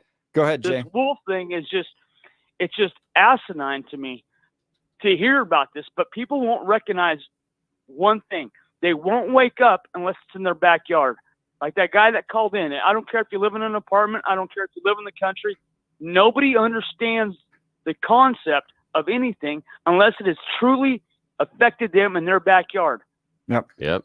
You're That's right. Thanks, Jay, Have a great appreciate day. it. I love the fact that ranchers and farmers listen to this show, I love man. that. And I love Jay's Some of my favorite people. They are. They're some of the best people in Colorado. And I love his idea that he's acknowledging that there is a struggle right now based on some conditions and drought. But he's like, but it is what it is, because he knows that you got to just keep pressing forward. And rather than, contrary to what John was saying, they're not complaining about this. They're saying they are pressing forward, but this is making it harder for them to make money. And I have got a way to make everything easier in your life. You've been dealing with pain, just like I have, for years and years and years. There are those things that you've stopped doing because of the pain in your life. Maybe you were like me and you did something stupid, or maybe it was an accident. Who knows? The bottom line is you don't have to live this way. I want you to talk to my friends at Balance Wellspace. BalanceWellspace.com. Check them out. Talk to Dr. Julie, Dr. Jess. Here's what happens. It's integrative medicine. What happens, you go in there and you talk to them and you say, hey, I've got all these things wrong with me, and here's the pain that I'm feeling, and this is why it hurts every day, and this is what I'm not doing. They evaluate you. They listen to your story. Then they poke, they prod you, they move you, and they take the pictures. After that, they get together. They discuss you. They put together a personal pain plan targeted to your needs, your pain, and also where you want to be in the next few months. Then they go to work. You come in, and this is what makes Balance Wellspace different. It is a one-stop shop. Integrative medicine means you get chiropractic care, neuropathy, physical rehabilitation, wave therapy, regenerative care, trigger point injections, and so much more, all in one appointment. Imagine right now with your current medical team, the different number of offices, appointments, and drive time you would have instead of just visiting Balance Wellspace in their brand new offices in Lowry, right across from Hangar 2. Big giant parking spot, big giant parking lot. I'm going to be there later today, parking under a shady tree. They've got to do some stuff on my knee. And my knee. I've been losing the meniscus in my knee for years now. Started to get some real weakness and some balance issues. The bottom part of my leg, the tibia and tibia, were off center. So it's causing problems in not only my knee, but also the hip above it. Now we're actually doing traction. We're doing muscle therapy, and we're spreading the joint apart, and we're stuffing some stuff in there with stem cells, and I'm regrowing my meniscus. I've got the most amazing knee brace on me right now. And the one thing I don't have, though, is the pain or the weakness. And that's just in a matter of weeks. I want you to experience the same change in your life that I'm experiencing as well. You don't have to live with this pain. It doesn't have to be this way, but it can't get better until you talk to the team that I trust at Balance Wellspace. Check them out, balancewellspace.com. Make an appointment, balancewellspace.com. Told them you heard about them on Jeff and Bill. Great to hear you're getting the care you deserve, I've got Billy. the super cool knee brace. All right. We'll continue with the Jeff and Bill Show. News Talk 710 KNUS.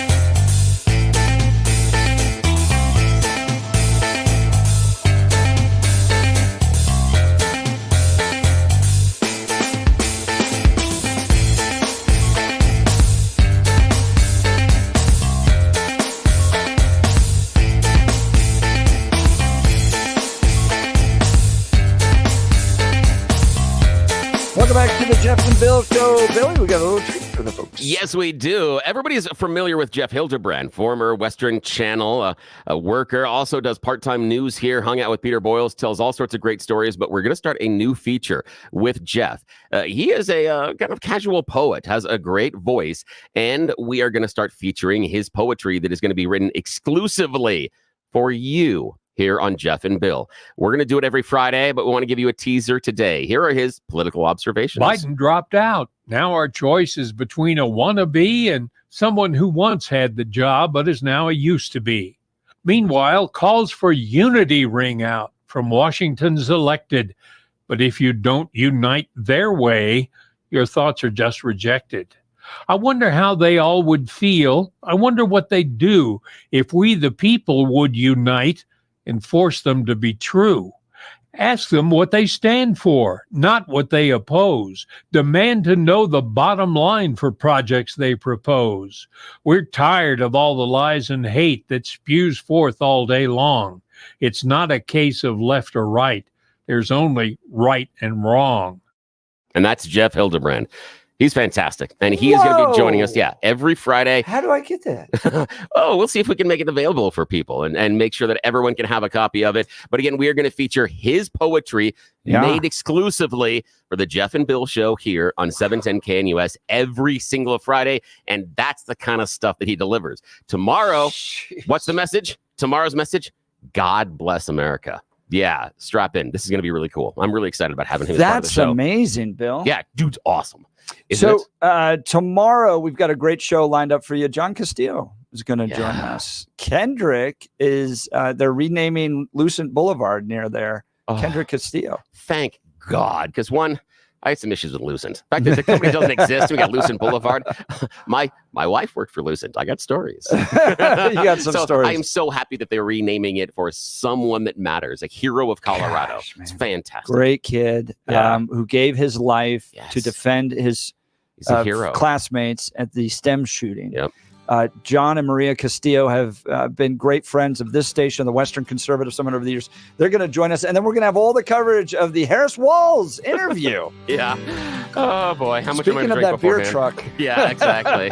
Oh, boy. We'll get to that. We're going to have a fantastic show to wrap up the week. You're not going to want to miss it. Cal Thomas is up next. You're listening to the Jeff and Bill Show. News Talk 710 KNUS.